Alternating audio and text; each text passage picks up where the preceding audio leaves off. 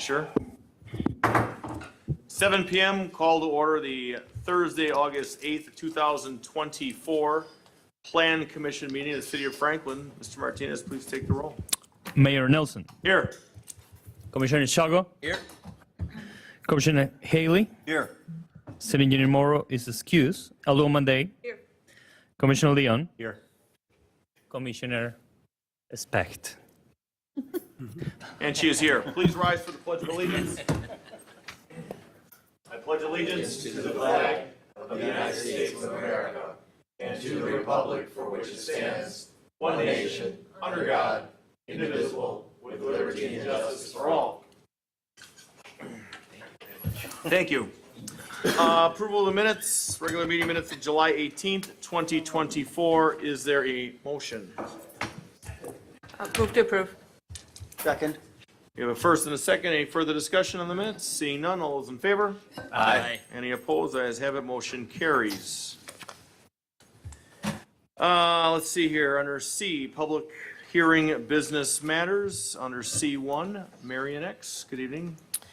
Thank you, Mayor. So the item before the commission this evening is the updated floodplain ordinance for the city of Franklin.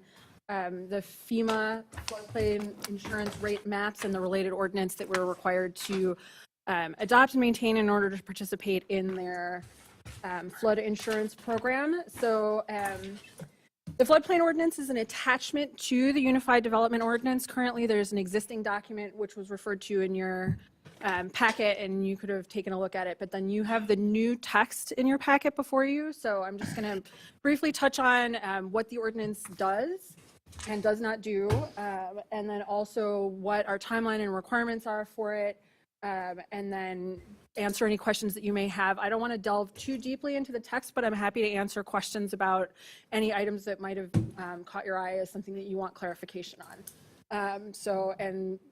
Thank you to everyone here for waiting. This is a very important item that we need to get to, and so I'm delighted to be presenting this to you. So the floodplain ordinance regulates development within federally designated floodplains. So it consists of the text of the ordinance, which is adopted as that amendment to the Unified Development Ordinance, and also a group of maps, which are referred to as the Federal Insurance Rate Maps, or FIRM panels. And so there's a group of FIRM panels that are referred to in the text of the ordinance. They're available publicly, and they include information about where FEMA has identified flood vulnerable regions within the city. This is a study that they provide nationwide. And so they require that communities that participate in that flood insurance program regularly update both the maps that we talked about and also the ordinance so that it complies with their requirements about how development occurs within the floodplain and also with the state's development requirements. So FEMA completed a public comment period in 2022 for those maps. So there was a public process where if a property owner has floodplain on their property and had questions or feedback about its inclusion in those maps, they were able to approach FEMA. The city of Franklin did have some challenges to the maps as drafted, and they worked through that process. So the city is not able to alter the maps that FEMA creates, but the public did have an opportunity to ask questions and comment on those maps as drafted when FEMA was producing them. So that happened in 2022. Due to that objection, we're actually a year behind most neighboring communities in terms of our ordinance update, but this process is moving along pretty smoothly. So tonight's public hearing is part of that required process. The local municipality is the one that implements all of the floodplain regulations. So while FEMA sets the standard and the state sets the standard, the ordinance for development, because we're the ones that issue permits for development and the ones that are actually seeing how it applies on the ground, we are the ones that are required to adopt this ordinance in order to participate in those flood insurance opportunities. So it overlaps with natural resource protection standards. So in our meeting earlier this evening, we had a discussion about natural resource protection standards. This is a category of natural resource. However, because of the requirement that it conform to external standards, it's adopted as that attachment and is regulated effectively separately. So it's overlapping map of the zoning map and also an overlapping text of the ordinance that we then, if we identify a floodplain, we apply these standards. So they work in tandem, but it's not specifically like part of the UDO in the sense that like if you look at the part 4 right now, these standards aren't there, they're an attachment. So I wanted to show you an example of how this works, what actually floodplain is. I think we all sort of think we know what that means, but there's actually different sections of a flood zone, and Franklin actually protects all of them. So what this drawing is, this is in the Wisconsin DNR's quick guide. So this is kind of a cutaway of a stream or a river, and you can see the normal water level. Where is the mouse? The normal water level. So this would be like where, the Root River normally is. But in a flood event, this river changes and expands out over the adjoining land. And so you get what's called the floodway, which is essentially where moving water is. And then also the flood fringe, where there would be water inundation, but not necessarily a strong current. And so some ordinances don't protect the fringe area in the same way. The Franklin current ordinance does, and the proposed draft ordinance does. And that's one of the significant differences between the model ordinance, but a way in which it concords with our current standards and our proposed future standards. So are there any questions just about what this is? So this is the 1% annual chance. And I want to clarify, I think some people have heard about 1%, 5%, et cetera. That doesn't necessarily mean that in 100 years you might get one flood event. It's more frequent than that potentially, but this is how they've defined the model. So I think there's a little bit of confusion about that because of the technical terminology.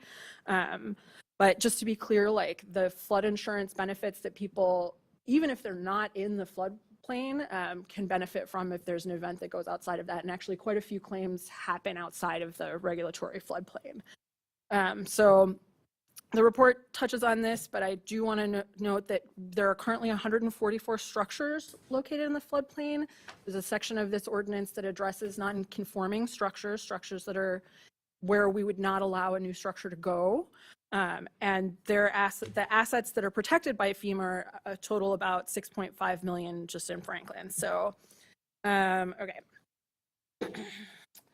Here's some examples of maps. So just so you kind of, when we talk about what's being protected and what a member of the public or developer would see, this is Pleasant View Park. This is a tributary of the Root River. And actually, a lot of this land was purchased and set aside because of that floodplain, so that it could remain permanently floodplain and wouldn't create challenges for development. So you have Zone AE, and there's categories of floodplain, Zone A, Zone AE, et cetera, that are defined in different ways. What that means most basically is how well defined the flood elevations are in those areas. So in Zone A, it's approximate. In Zone AE, there's usually been a study done so that if you do choose to impact it, then you can work against that information. So this is a different example. So these are examples of maps that get shared with the public quite often. So we do really want to make it clear that like this information is publicly available. If people have questions about it, please come talk to a planner, et cetera. But that if you want to do development in the floodplain, that these are the standards that are required. So, okay. We did a comparison of the proposed maps, and as I mentioned, there was a challenge to the maps. They actually don't differ from the existing currently adopted maps. So the boundaries of Zone A and Zone AE are the same as the 2008 adopted firms. So there's no areas that will have new floodplain designated on them and none that have been removed. There are a group of what's called letters of map change or letters of map amendment that will be incorporated into the ordinance, and those are developments that have, for one reason or another, changed the grade, changed the flood elevation, that do not get incorporated into the firms, but we do keep a record of that as well. So that's in the text of the ordinance if you have questions about that. So the major changes to the ordinance from the model are, obviously we updated it to the appropriate references to the city. There's different standards for other types of municipalities. And we updated it to agree with local standards. So we don't allow development in the flood fringe. The model does have language if you wanted to allow certain kinds of developments, there would be standards that people would have to meet. And since the current ordinance does not allow that, we took that out. So broadly speaking, it is always appropriate to make this more restrictive. So the DNR has not had any objections, and they've fully reviewed the draft already, and what was published for public review is a draft that's been vetted by the DNR to meet with their standards. Franklin doesn't allow campgrounds in flood hazard areas. And we also removed references to resource types that don't exist in Franklin. So there was quite a lot of language about cranberry bogs. That's gone. This item went before Common Council on July 2nd. And I requested direction about inclusion of new language enabling 2020 Wisconsin Act 175, which makes it a little bit easier for people to come into conformity with structures that are currently located in the floodplain, gives them an opportunity to update if they wish to, as opposed to applying a 50% equalized assessed value standard. So that was something that the Common Council was interested in seeing draft language for, and that has been incorporated into the draft. There was a discussion about the community rating system, which is an opportunity for communities to do certain like extra credit and get higher, better flood insurance rates. Franklin does not qualify for that program because we are currently in a community assistance visit where we are going through resolving existing floodplain violations with FEMA and DNR. So once we complete that, it's my recommendation that we revisit this question. Alderwoman Day had questions about the administrative requirements for that, and there was a number of other questions from the public about what that could look like. But it would provide a public benefit, but it was a benefit that could be taken away if we stop complying. So at present, we don't qualify, but we can revisit that in future. And then throughout the ordinance, there's a greater level of detail about the standards of review over and above what's in the existing ordinance, and that is from the model. And then there's also a greater level of detail about the process of review. So what kind of information is required and how that information gets interpreted and translated into a permit. Those are the major changes. So just in terms of the schedule of this, I do want to be clear that FEMA has an expectation that we have a finalized ordinance by October 24th, that they have vetted it, that DNR has vetted it, and that it be adopted, or Franklin will lose its federal flood insurance. We're well ahead of schedule, and this public hearing is part of that process, but just so folks understand that there's a little bit of pressure. So this meeting is the public hearing for the draft ordinance. We'll also be required to publish the adopted ordinance once it's complete and approved. And then this will be on Common Council on August 20th, which gives us a couple of extra meetings if there's discussion. So I'm happy to answer questions. I don't want to get too far into the text, but I have some additional resources that I'm happy to share with the group. If you have questions for me now, I'm happy to field them, or we can take a look at the text of the ordinance. So. You want to do public? Sure. Let's do the public hearing. Okay. Notice of public hearing. The City of Franklin Plan Commission will hear on Thursday, August 8th, 2024 at 6:00 p.m. in the Common Council chambers at Franklin City Hall, 9229 West Loomis Road, Franklin, Wisconsin 53132. The applicant is the City of Franklin, Department of City Development, and the subject property is citywide. A proposal to repeal and recreate the City of Franklin, Wisconsin floodplain ordinance, currently Unified Development Ordinance Attachment A, to update federal insurance rate maps and floodplain development standards. This public hearing is being held pursuant to the requirements of 6223(7)(d)(2) of the Wisconsin Statutes and Division 15-90200 of the City of Franklin UDO.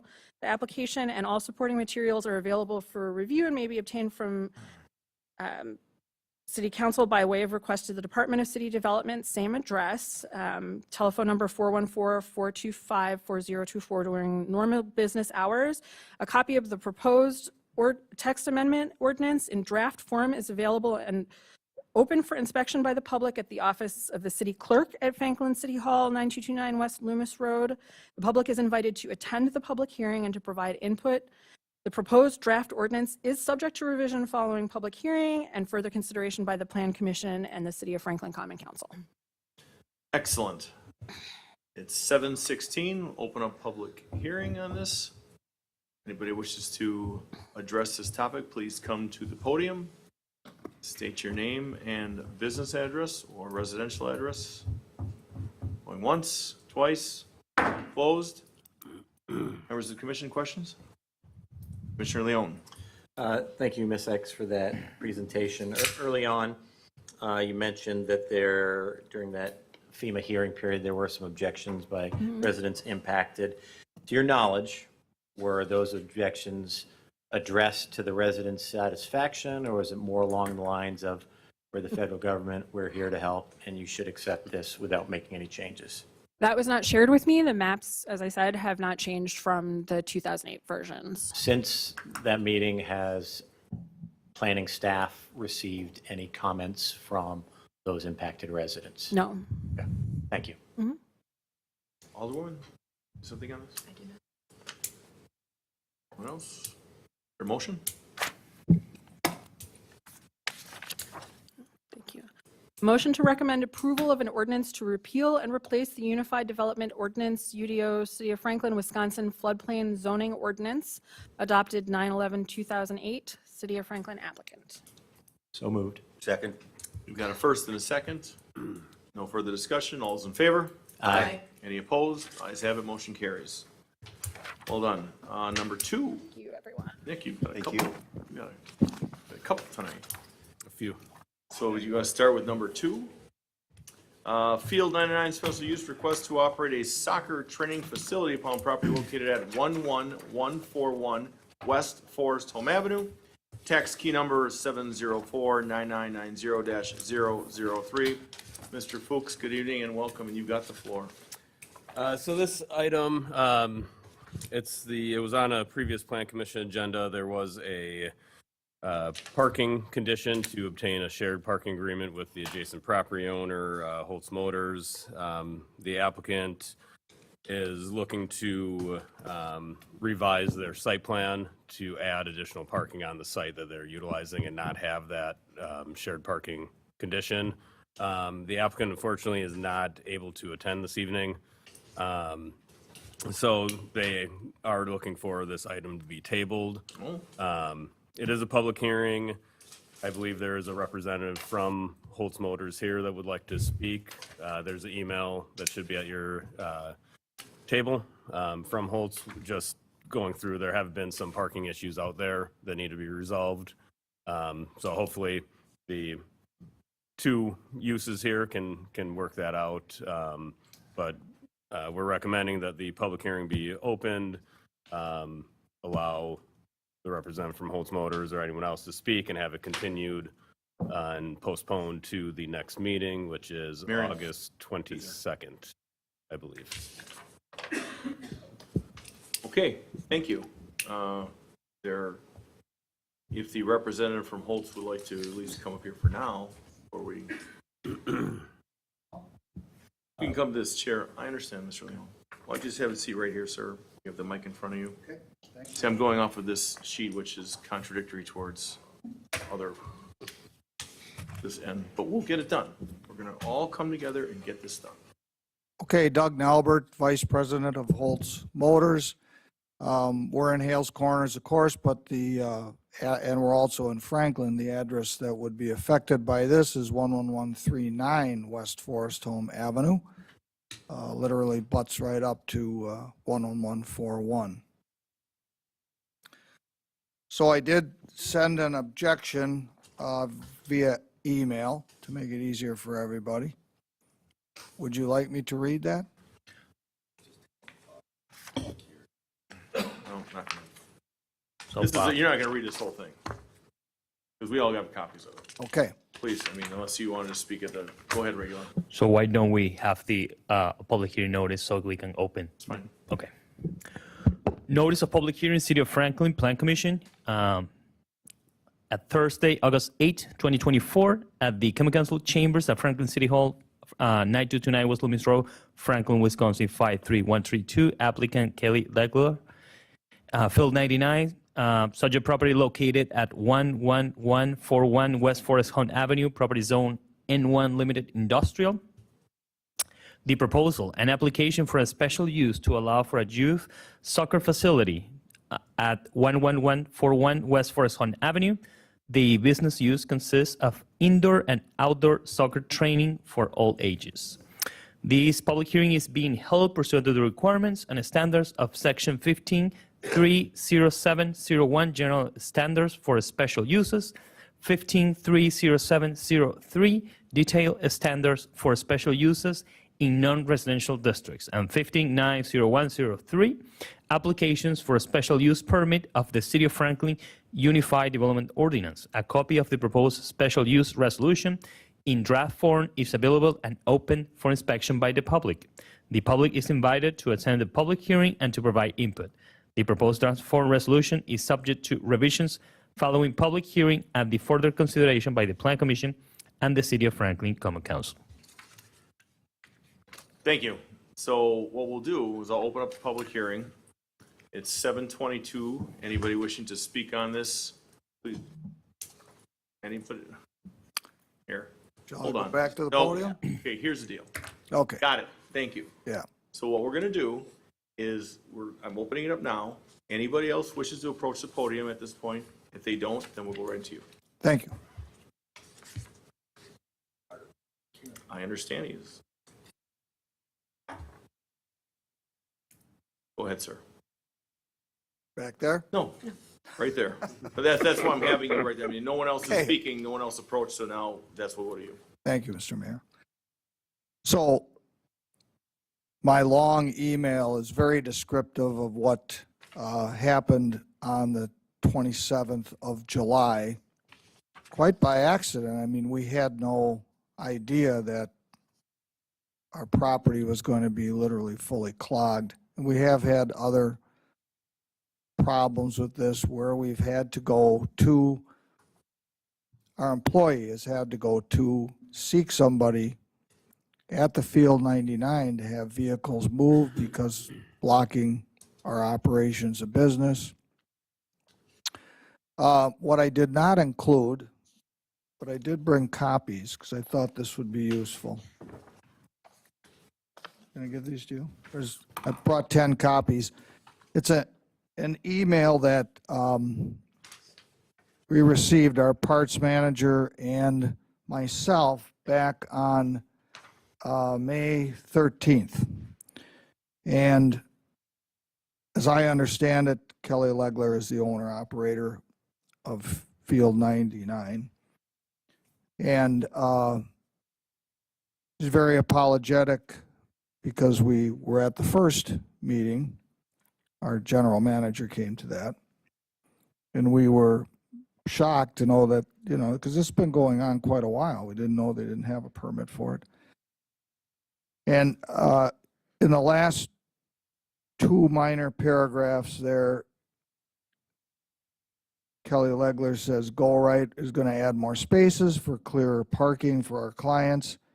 And then we're hoping to work with Holtz just to have an understanding and proper communication should anything happen, being neighbors. We don't want to overstep on your business, but that's the last I ever heard from Field 99. Between then and when I wrote my complaint a couple days ago, objection, and sent it in, of which I did get an email then from Kelly of Field 99. But in between there, it was just crickets. Nothing, just, I would have to go and ask if somebody was parked in the wrong place, blocking our trucks that would need to come in and unload GM parts, and then our own business operations with that. So I can say this, if Field 99 comes to us and says, how can we, can we work with you, of course, at their expense, to make it evident where not to park versus where it's okay for their guests to park? Although, if those pictures from the 27th, if that type of, that type of visit of guests repeats itself, I don't know where they'll have them parked, but But I'm willing to work with them. But somebody has to actually make an attempt and come and see me. Jesse knows I'm pretty reasonable. I've been there almost 40 years. And I've been here, not recently, but quite often here in Hales Corners. So I'm willing to work with Field 99, but they actually have to do something besides just keep going on with the problems that we've had to face. We're not trying to be mean, just want it fixed.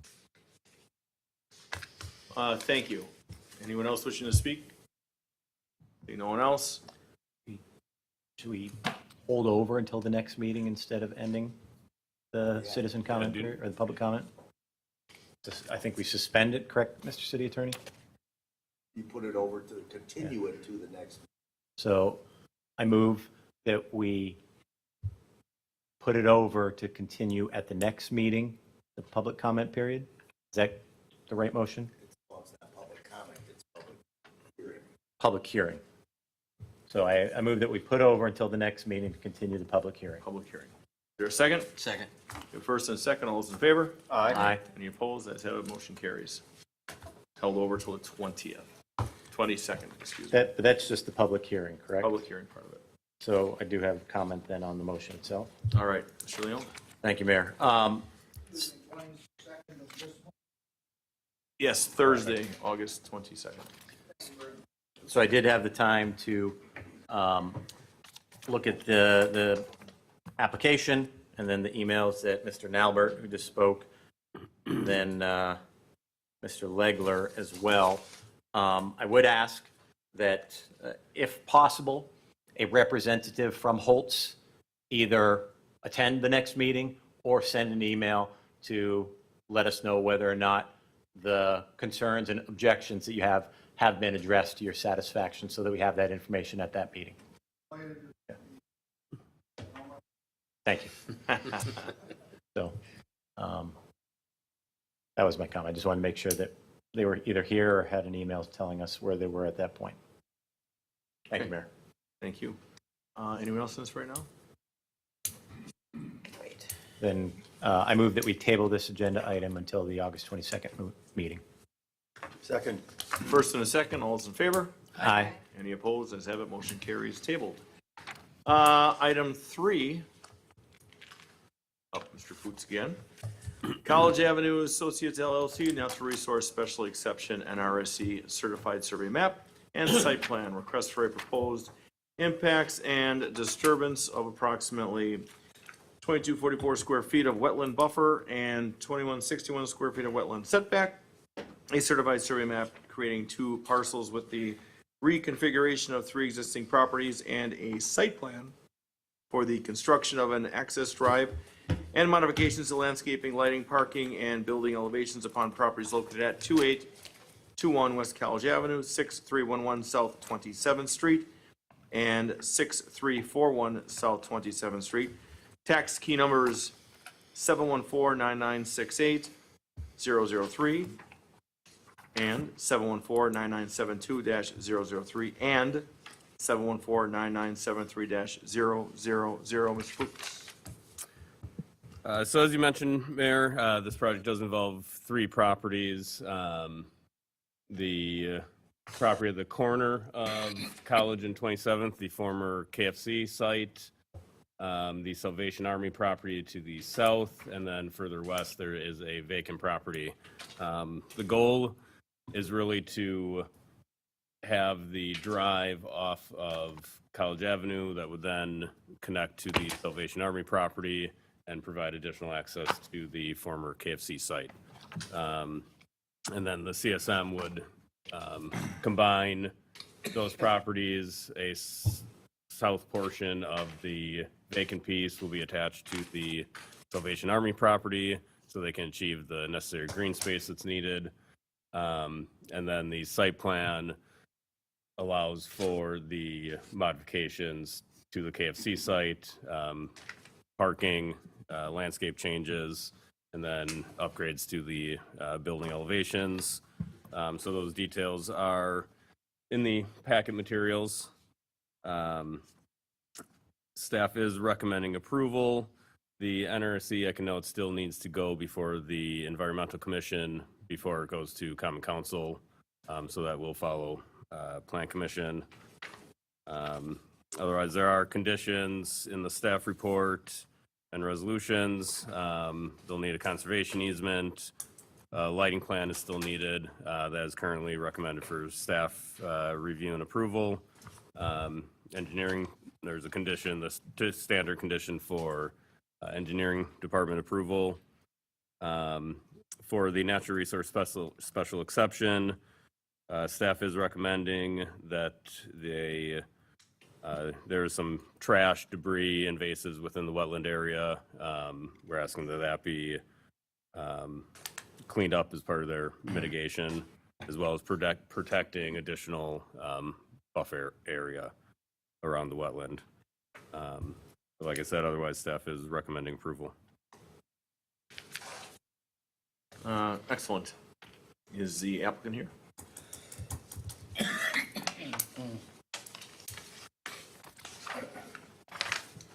And this is a public hearing for the natural resource special exception portion. Okay. So before as we go into this, just state your name and business address for the record, please. Sure. Justin Johnson with JSD Professional Services, W238 N1610 Bussey Road in Waukesha. Ted Balistreri, 3416 West Riverland Drive, Mequon, Wisconsin. Thank you. Good evening. Welcome. So going off of the, we're going to be having a public hearing on this, and then we're going to have some questions following it, just kind of protocol. So at this point, looking at my checklist here, now we have give you an opportunity to make whatever presentation, unless you're good with what you just heard. No, I think Nick did a good job with it. Pretty much, quite simply, it's a driveway project to get from College Avenue over to the Salvation Army parking lot and to the old KFC lot. Obviously, that KFC was hurt pretty badly when the DOT came through and redid that intersection, and it has been vacant basically since. So through this project started in my books in 2018. So it's going on 6 years. We've been trying to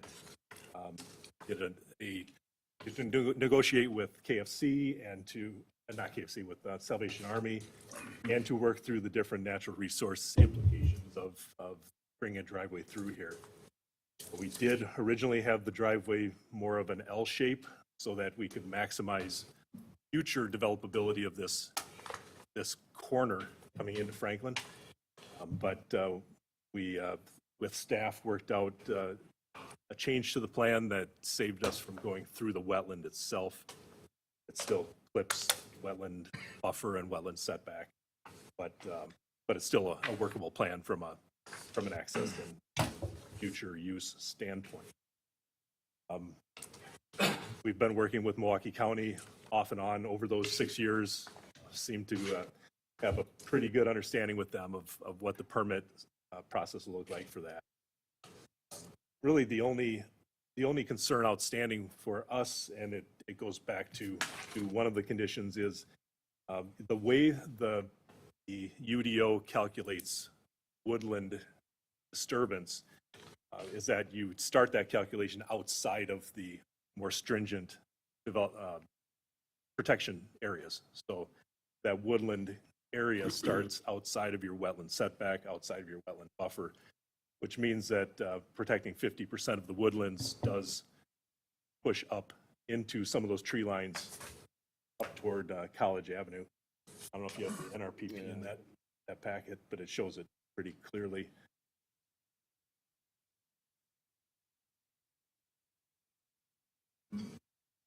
There you go.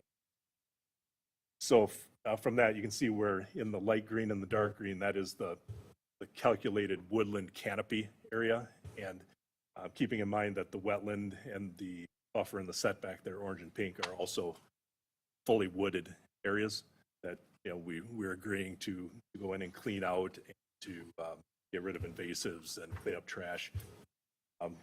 It'd be great if we could have some consideration of not needing to put conservation easement over that light green area to the east of our road, simply because that does impact future ability to do something on this parcel should a overall development plan come forward in the future. So that's kind of the initial question with that. Don't know if that affects the process at all. All right, at this point, Nick, if you'd like to read the hearing notice. Notice of public hearing, City of Franklin Plan Commission on Thursday, August 8, 2024, at the Common Council Chambers of Franklin City Hall, 9229 West Loomis Road, Franklin, Wisconsin, 53132.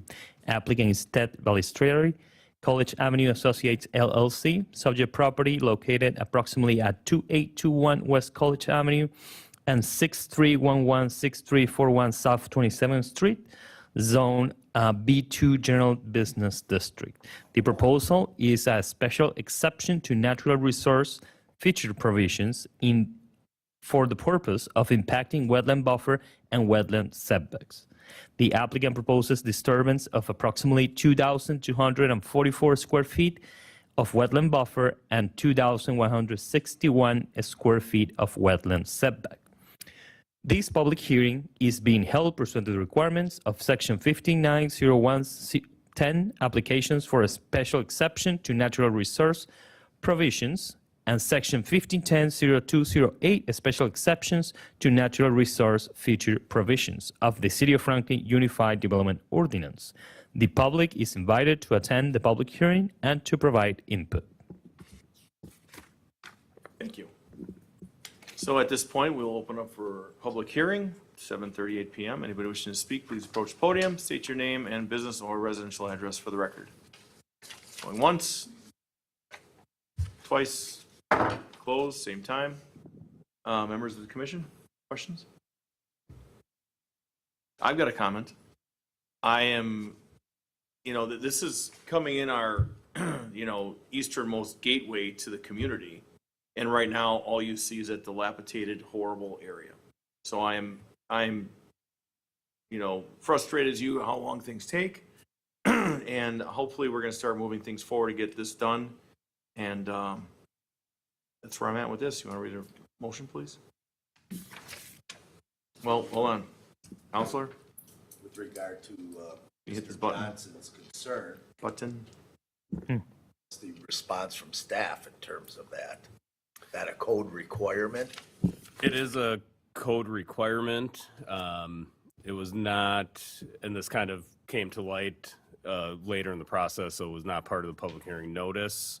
I guess I'd look for the city attorney opinion if the plan commission, if they chose to add that or include that as part of the NRSC application, if that would be Well, is it- possible to do. so it's available technically under an NRSC. Correct. All right, well, It would have to be added on to, I think, this application and the plan commission recommendation that this wooded area be included in the NRC application and not required to be part of the conservation easement.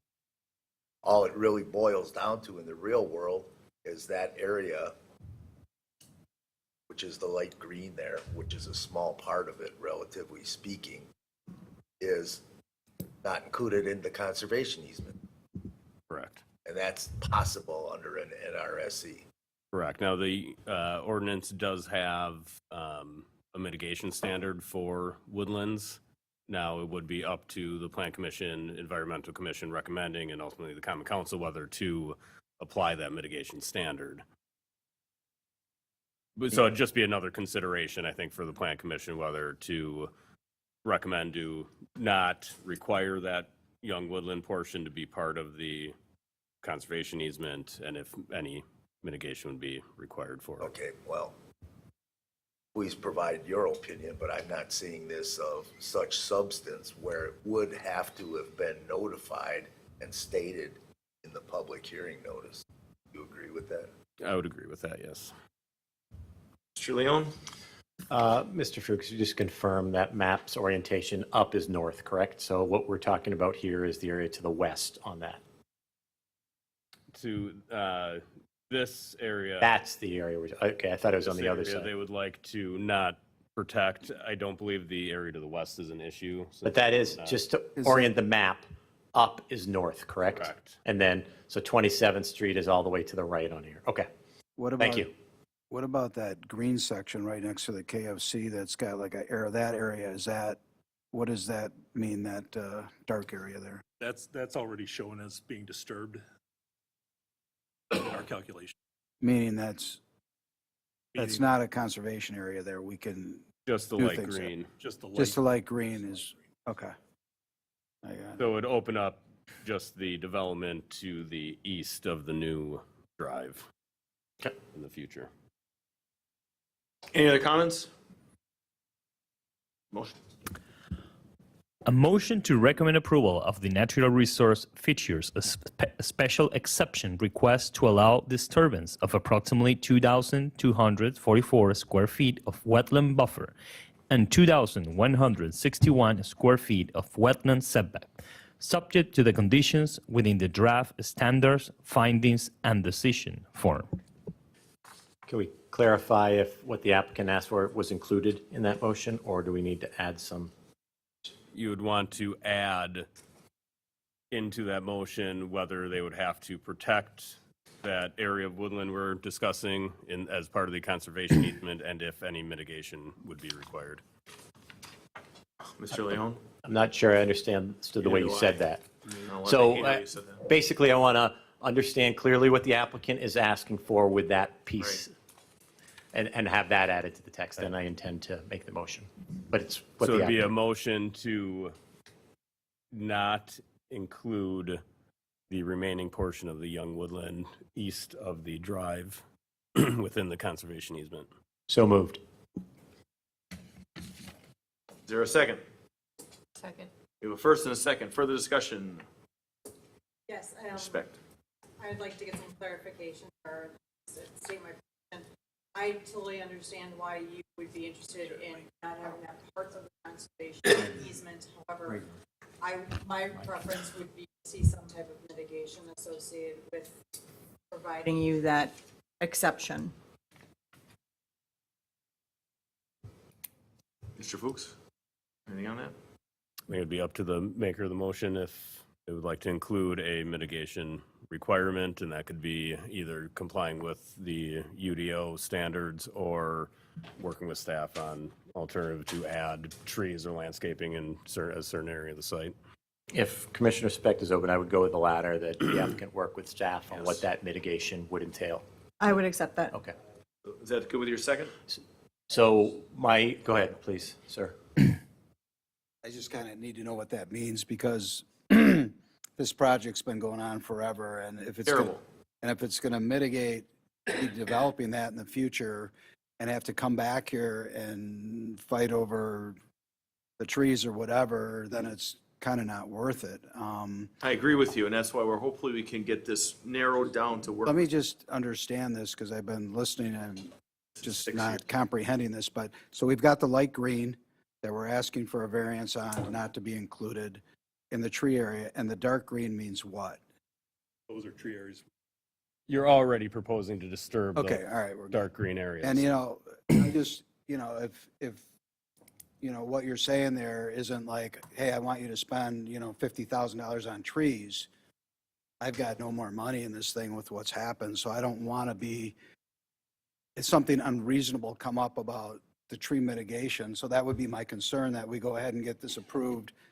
And then staff goes, hey, we want, 50 grand worth of trees on here, whatever it is. I just don't have it in this project anymore. I won't go through the details of what I've been through to work with Salvation Army and the length of time. This isn't a moneymaker for me. This is just, I agree with you, sir. and I just think- want to make sure that I'm in front of you now, I know. that I don't have to come back and then somebody says, okay, we got him to clean up the building and everything else, but let's make this site less developable. And then I'm even getting in a worse, position than I am right now with this thing. I'm just trying to clean this thing up and be done with it. And that's where I am. I agree. All right, Mr. City Attorney, can you hit this button, please, regular? I thought real world, factually, this particular corner lot that was a KFC for how many years does not have room at this point for any redevelopment to actually plant more trees on it, which makes it a unique situation. I would also say that the trees on there are not specimen. We, a very long time ago, when we did the wetlands thing, it's a lot of brush and scrub and nothing that great. I mean, I'd really not like to be held to this mitigation thing right now because, you know, I'm not doing anyone any favors, but if I don't get this done, it's over. And, you know, the Salvation Army, I've got deadlines. I want to be careful how I say this, but certainly not easy with what I did to get here. And I just don't want to be back here again trying to at least develop this. So I'd probably be against doing this tree mitigation thing with staff. It would be my. Give us a second here. Mr. Specht and Alderwoman Day. So mitigation options don't have to just be replacement of trees. It can also be improvement of the existing wetlands that are there. So with staff having a better understanding of the exact situation, and we're giving them the flexibility to work with you to improve some of that area that is not going to be developable no matter what, that gives you more flexibility. We aren't necessarily, at least my position is not necessarily putting more trees or anything like that, because you have lots of other opportunity on the site to improve what you can't touch anyway. I would tell you I'm reasonable and fair in everything I do, and I just don't want to be in a situation where somebody has subjective authority over me after I go through this and go put the improvements in and do everything I need to do. That concerns me. Of what you're saying is just saying they're going to work with you and they're going to be reasonable. I don't know that. And, you know, I have to make decisions here on, I don't really financially have any more money to put in this thing. I got, probably won't get into what happened with what it took to do this, but the original deal I made got switched on me, and I just said, okay, I'm going to continue to do this, and I won't, you know, in person, maybe I don't want to say it publicly, but financially, this is a loser for me, but I've been doing this for 20 years to try and wrap this up, and I just don't want to be in a subjective position where somebody can impose whatever they want on me. I'm happy to do certain things, but what you're saying is, you know, just trust us, and we can do all these things, and subjectively, staff will come up with what we want to do. I don't really want to be in that spot. There's another thing on the application here, and maybe you can help me with it. It took me forever to get Salvation Army to agree to do a land swap so that I could put them in compliance, because they're not in compliance with their green space percentage. And so we gave up even more land to Salvation Army, and when we do a future development for them. And then there's something in here, and I'm not against this provision, what is in this package, which is that we take care of the wetland, because Salvation Army will never go for it. And, you know, on this application or this motion of what we're doing, if the city can do something, you know, I'll sign whatever for Salvation Army to get them comfortable, because I'm worried that I'm going to get this approved and they're going to say, hey, Ted, you know, how am I going to know that you're going to take care of these wetlands over here? Which I'm happy to do. I'm happy to, you know, do it with the city, or the staff calls Salvation Army and says, hey, you don't need to worry about it. We've got the hammer with Ted on taking care of the wetlands, and you make them comfortable, because that's another thing. This is how difficult it's been to get this agreement with the Salvation Army. So I get really nervous. I can't go back to them and try and do reasonable things with them, because it's just not going to happen. So I would say I'm okay with the one thing here, that you guys want me to take care of the wetlands and remove trash or debris or do whatever it takes. I'm good with it. But I would also refer to Franklin to tell Salvation Army saying, hey, we made, you know, this developer sign something, and, you know, you don't need to worry about it. That's how difficult this has been. Okay, so stop, please, for a minute. Ted.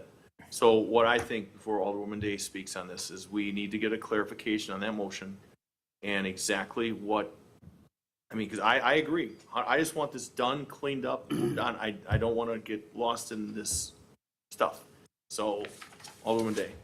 Thank you. I was going to echo exactly what Commissioner Specht had said, that there are, and we just came from a meeting where we talked about all of these options that are available. Cost-wise, I do not know what they all cost. I will fully admit that I'm sure there are options that are astronomically expensive and some that are not. I would suspect that there are things that are minimal in cost. If anything, I don't know if the work that you're doing to clean up the garbage and whatnot would account for this. It might, I don't know. But my comments were going to echo what she had just said. Yeah, I'm not coming up with the cleanup stuff. That's part of recommendation from staff, and I'm telling you, I'm okay with it. That's why I brought it up. But I'm going to need some help with Salvation Army, or they probably won't agree. That's all I'm saying of. So, all right, I'm very reluctant about getting our staff more involved in any of this stuff, other than what the motion is, with a general, reasonable expectation, and move on. I don't want to get all in this other weed stuff, where we're in the weeds, so to speak, with everything else. So, Mr. Leon, if you want to take another kick at this with I do, but I'm going to refer back to the comments from both Commissioner Specht and Alderwoman Day, and it is down into the weeds. And I understand everything that the applicant's talking about.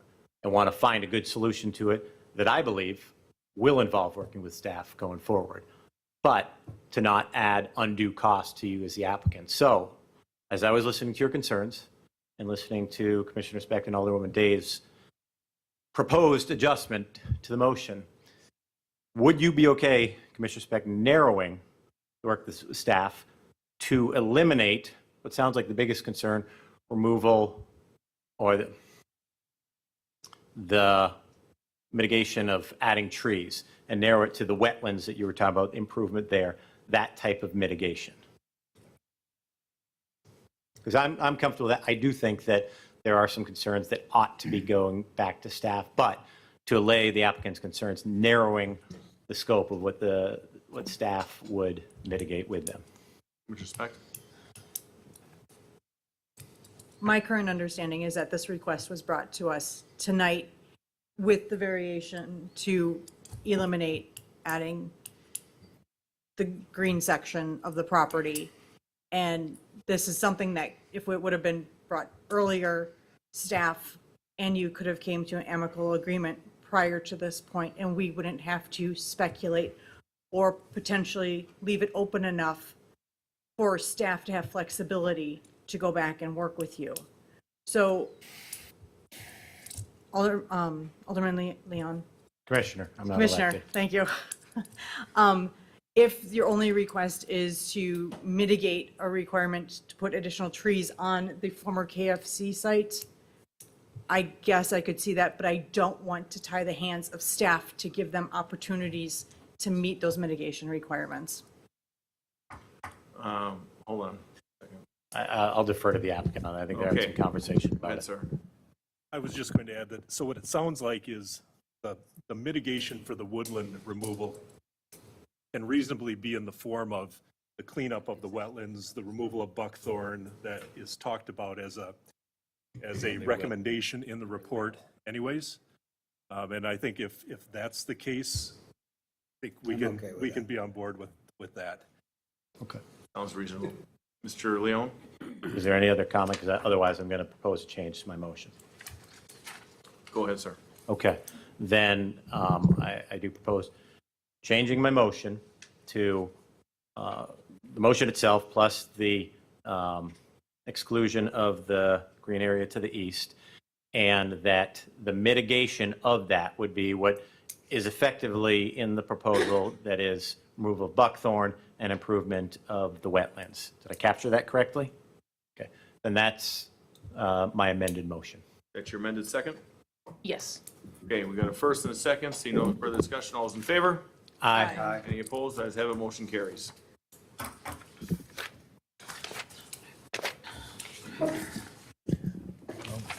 Item 4. Nick again. SAI. Please, we have more motions. Yeah. Oh, I'm sorry. I just looked at this one. Nobody said anything, so I just started moving on. What do we got? Go ahead. For the certified, Look at me. Say something. I mean, let's get going. 8 o'clock. certified survey map. A motion to recommend approval of a two-lot certified survey map for properties located at 2821 College Avenue, 6311 South 27th Street, and 6341 South 27th Street, subject to the conditions within the draft resolution. So moved without any amendments. Second. First and second, any further discussion? Seeing none, all those in favor? Aye. Any opposed? Ayes have it, motion carries. One more. Site plan. A motion to approve a site plan to allow for the construction of an access drive and modification to landscaping, lighting, parking, and building elevations. So moved. Second. First and a second, any further discussion? Seeing none, all those in favor? Aye. Any opposed? Ayes have it, motion carries. Thank you. Thank you.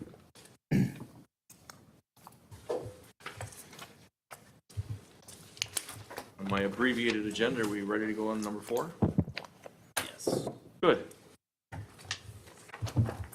SAIA Motor Freight Line LLC Major Plan Development District PDD Amendment, Special Use and Site Plan Amendment.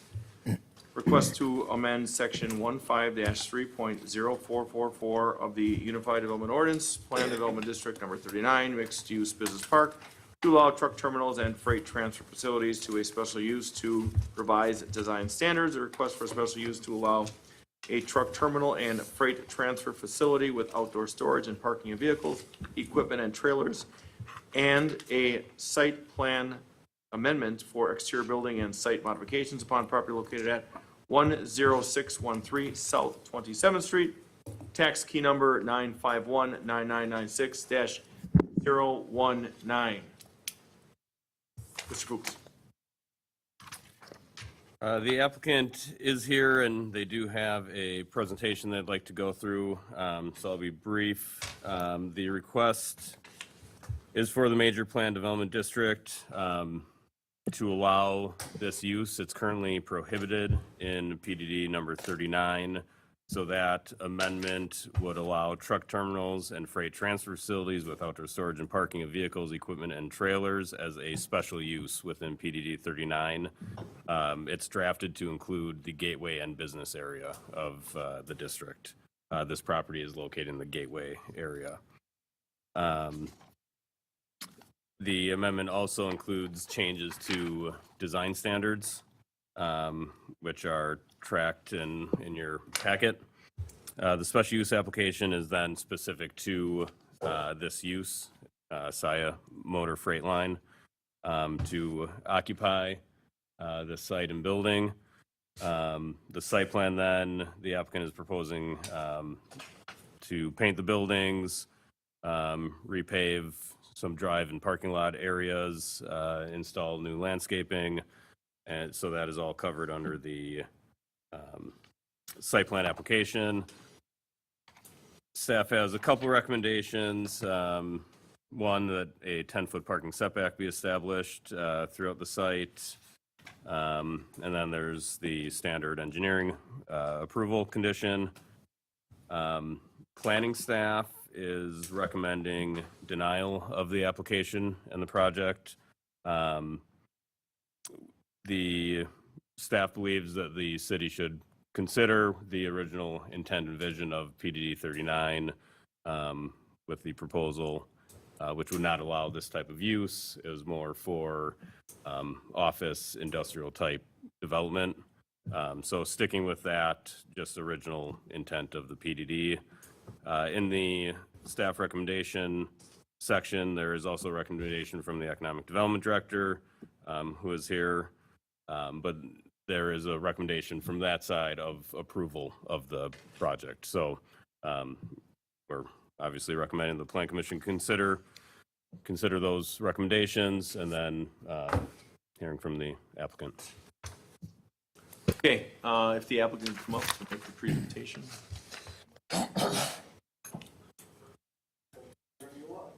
Oh, just come on up here. There's 2 chairs, 2 people. Perfect. Each get a mic. I didn't know if the other staff member wanted to give more detail first. Oh, we'll work it out. Smart choice in the chair, by the way. Good evening. If you could state your name and business address for the record, please. Thank you, Mayor, members of the Planning Commission. I'm Attorney Brian Randall of Amundsen Davis, 111 East Kilbourne Avenue in Milwaukee, representing Saya, the applicant before you. We do have a brief, brief to the point. It's 20 slides, but lots of pictures. So I will be brief. I know you had a long meeting as well, but since we have 3 major applications, and while I like the staffer on my right, he is recommending denial, and I also like the staffer on my left, he's recommending approval. Both are likable. They're both likable. They're both likable. Everyone has a job to do. I recognize that. And so tonight we're asking the Plan Commission to do an important job, and ultimately 2 of your jobs recommending will go on to the Common Council. By way of quick history too, we did present to the Common Council in concept review back in February on a much less pleasant evening. I know it was a nice night out there, a good day, but we have been working very hard on fulfilling some of the commitments, some of the feedback that we received at that time as far as why we're now here tonight, recognizing that we're asking for a major amendment to a PDD. So with team introductions, I'm Brian Randall, Chris Burgum, Jeannie Kennedy, hopefully can wave behind me. They are here. Certainly they can answer some specific operational questions from Saya. Our design partners are not here, but Kimley Horn, Nick had up the site plan and various design plans. They've done a good job. And not a lot of architecture here, but we did have Design 3 architecture, make sure we're doing the right things for the building. And this freight terminal is at 106. 13 South 27th. Just to orient you real quick, kind of fly over Franklin. We know that you have your industrial park, there's the business park, and then this is the commerce park or commercial park down in the south east corner, and then the lower right side of your screen. The red flag there is what I tried to make sure was always on our site that we're talking about in these pictures. PDD 39 was adopted in 2016. It's the 500-plus acre corporate park. I think one of the staff report references maybe it's the resolution, 504 acres. So it's a very large corporate park, and that purple line gives you the outline of where that goes. Real quick, for this site specifically, though, just to orient you, it's a purpose-built facility. Purpose-built meaning it was designed, built, and has been always operated when it was operational as a freight terminal. 1981, American Freightways built it. It was expanded in 2002. And at some point, I don't know when FedEx Freight took over. I think they merged, they acquired American Freight. FedEx Freight operated it until 2019. In perhaps irony or happenstance, I represented FedEx Freight when they built their new 50-acre facility in Oak Creek. And that's why they moved out. They needed more space. And I worked with them. So that's my first indoctrination into freight terminals. But this one came back around because it was on the market for sale since 2019 when FedEx Freight moved out. That little snippet in the upper right corner was from the listing sheet, available for sale or lease.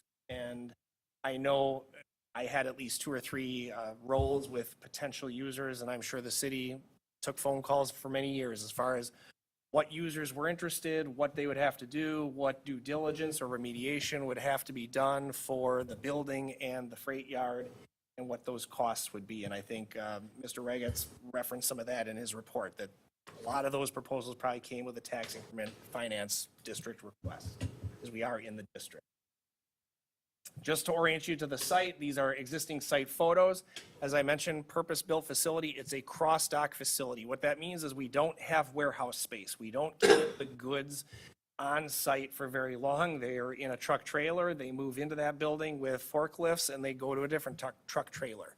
So it's cross docks. Things are always moving, and that's why it's a long, narrow facility. These are just some more ground pictures from the Elm Road side. A lot of garage doors, a lot of those dock facilities. And unfortunately, a lot of weeds just because it's been a vacant, dormant site. As far as the surrounding uses, to the extent that you haven't driven by in a while, they're the ones that have been there forever. To our north is XPO Logistics. That's also a freight terminal. It's a larger yard than what this one is, but XPO is to the north, and Waste Management is right on the corner, right to the east of it. So that's what those 2 photos are showing. Like I said, I did concept review back in February, so these pictures are from several months ago, and any leaves, the ones with leaves and green grass are probably from Google Street View. To our south is Ochis Auto Body, and on the border That's across the street from Elm Road. Then moving down on that side, Waste Management has another facility. Seems like a lot of dumpsters and garbage carts are stored there. And of course, Schmidt's Ready Mix with their very large facility, a lot of vehicles out. Directly to our west, we have the Hallett Corporation, a smaller building, I think that might be for sale in the We Energies Root River substation.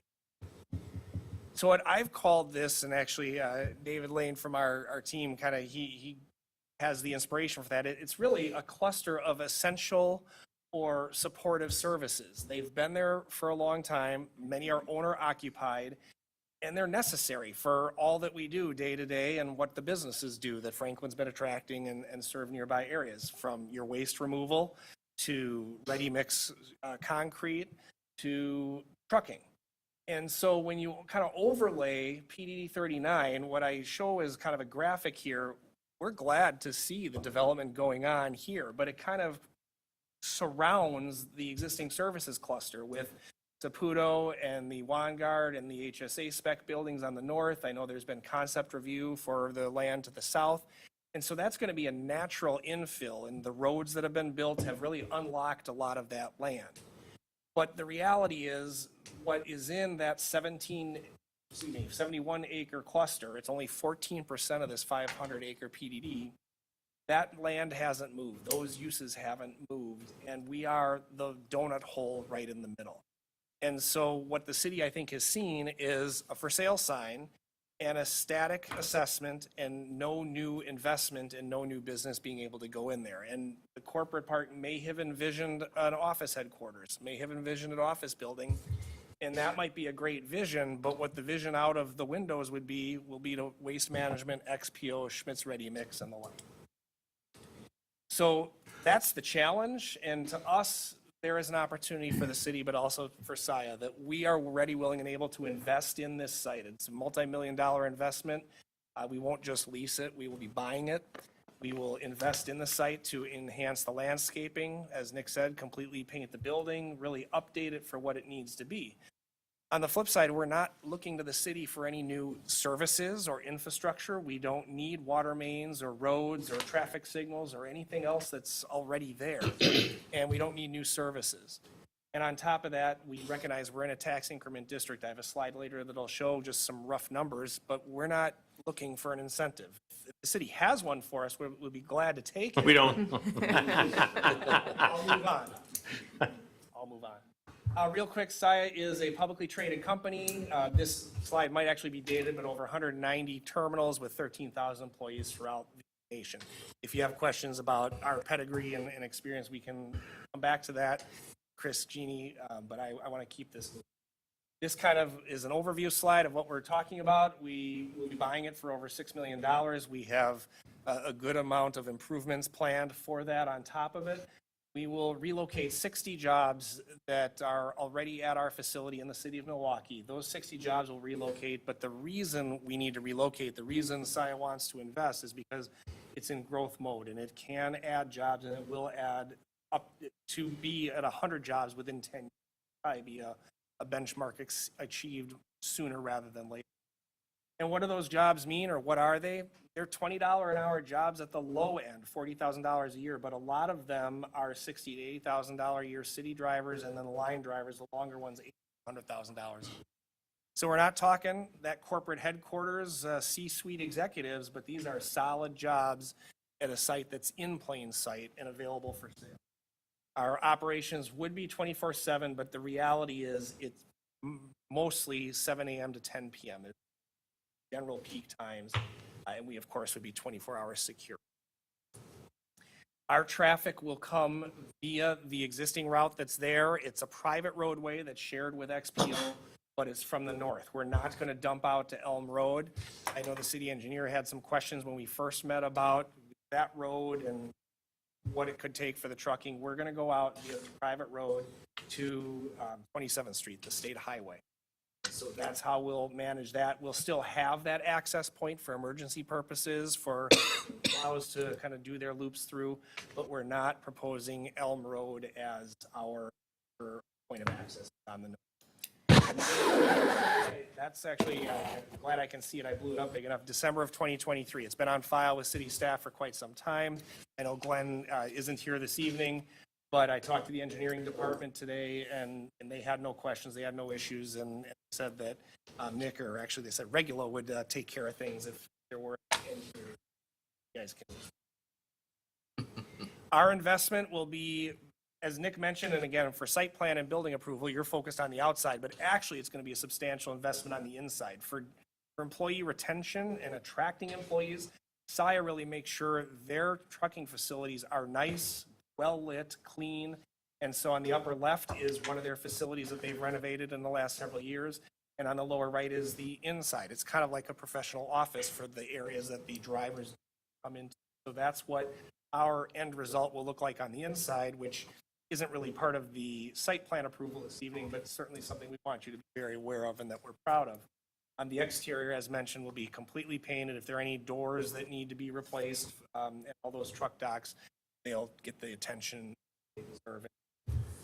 We are improving the parking situation. It's completely a paved site where the parking is, so we will have 10 bike spaces, 4 motorcycle spaces, identifiable pedestrian striping, so that there's a marked walkway from where that employee lot is on the north side, as well as ADA parking spaces as required. Landscaping wise, perhaps, we're kind of the most proud of, the bottom bullet point is we're adding 2,700 square feet of pervious surface area. And so on that landscaping plan, knowing that all these plans, you got them electronically, I hope you could blow up, but some of those call-out boxes are very important, and they show that we're meeting our landscape ratio at 25. We're exceeding 25%. We're at 25.3%. As I mentioned, we're adding pervious surface area from what the existing site is. We're adding shade trees. We have interior parking lot landscaping, and overall, 63 trees will be on site, 36 shrubs. A strong emphasis on Elm Road. That's what our graphics show you, because that's really what our neighbor is, the public frontage on Elm. XPO doesn't need us to landscape and for us to look pretty to XPO because it's pretty to the interior parking lot landscaping will be added where it does not exist. I think maybe this is a good jumping off point, one point of clarification, because I heard Nick deliver the staff report, and as I look at the resolution, it requires a minimum 10-foot parking setback established throughout the site. And what we'd like to propose is maybe an enhancement or an addition to that, that's if a full depth replacement of our yard is needed, because really,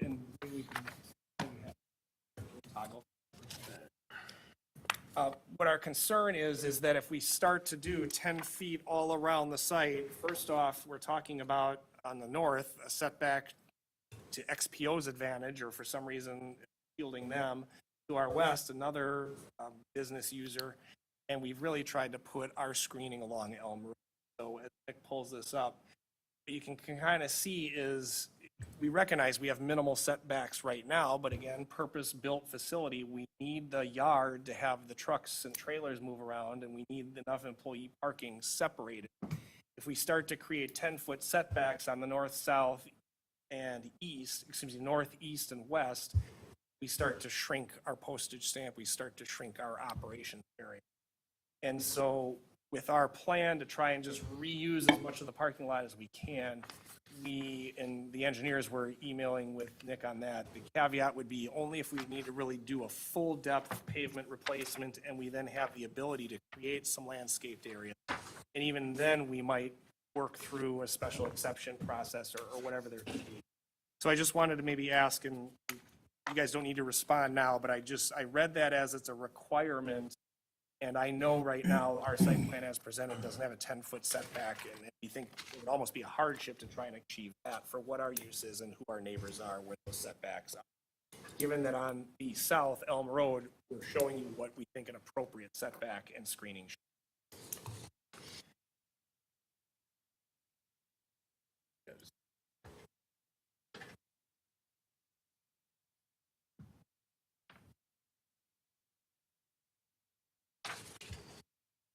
I promised it, so I think finally on slide 17, I'm not the finance expert, and I'm certainly not going to speak to TID 8 and where it is or what its obligations are, but I do know we're in TID 8. We do not need the city to pay for any infrastructure or any improvements for us, and we are not asking for any incentive to come. And so based on the assessment that I could find on your website, that's kind of where the green arrow is, we're at a $3.9 million assessment as it is.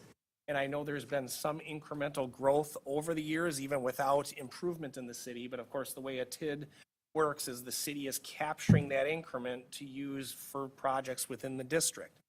And so if you look at 2024, 2025, whenever our sale price comes into the mix, whenever the assessment at this site presumptively will go up from the 3.9 million, maybe to the purchase price, we'll have our investments and renovations. I think XPO, just maybe to give you an idea, if they're a larger facility and the city assesses them at 7.9 million, we're talking doubling the assessment or whatever in that ballpark and doubling the taxes paid, doubling the taxes into the district for whatever the district may need. And again, with us not asking for something from that district. And to the general taxpayer, when TID 8 does ultimately retire, then all of its incremental growth and value goes to the benefit of all the taxpayers. So maybe our additional payment will help retire that. Again, I can't make any promises. I don't know anything about TID 8 other than we'll pay our taxes and we're not looking for any incentive from the city. That's what this graph is trying to show in some way. And the far right bottom line is maybe if TID 8 goes all the way out to the end of its life, 2040, we might pay $1.7 million of taxes for its benefit, ultimately for. So we have three big things we're asking for. Number one is the PDD major amendment. I did look at your code. I thought maybe it could be a minor amendment, and I think First Marion said absolutely not, and Nick's right. We're a major amendment to establish truck terminal and freight transfer facilities as special use. You might note, if you carefully looked at our packet, we suggested it be a permitted use, but I think staff did a very astute thing by calling it a special use so that we have to go through a two-step process. I don't think the way this is, I'll get to that in a minute. I don't think there will ever be another applicant before you for one of these, but they would need a special use. So 2 steps in the process. The PDD major amendments would allow for the designs as we've presented. And little 3 there is really what I think the key is the applicant as the one who really tried to put it together first and foremost, and recognizing what the city's interests are here. We suggested that the exceptions really only pertain to existing facilities, buildings that may be there already and were constructed prior to 2016 when PDD 39 was created. And also they would have to face private roadways, because I know what things like Gateway District mean. Gateway means the city's first impression and what people are seeing. Well, we're not on South 27th. We're not right there. We happen to be on a private roadway. There may be other sites, and this is a very unique situation. And so we think the PDD, which is a flexible zoning tool, should be very unique and smartly written in a way that these exceptions, to the point that they're usage allowances and design obligations only for existing facilities constructed before 2016 and private roads. That's what a lot of the red text, if you really flip through, calls for. Recognizing that staff says stick with the vision, stick with the gateway, and don't allow truck terminals, we would ask that you allow those very strategic details. Number 2, then we need a special use permit, and so nothing new here. It's all based on the same set of plans, the same operations. But we appreciate that PDD 39 amendment would allow us to apply for the special use. So we've applied for being a truck terminal and transfer facility at this location. And then finally, the site plan review. The plans are before you. We'd be happy to talk about them and why we did some. We're very mindful, staff doing their job, planning staff recommends denial, economic development staff recommends approval, but the value proposition we're bringing, we hope the Plan Commission recognizes that it will be good for the city overall, good for this cluster area overall, and not detrimental to the PD overall. We'll have to convince the Common Council the same.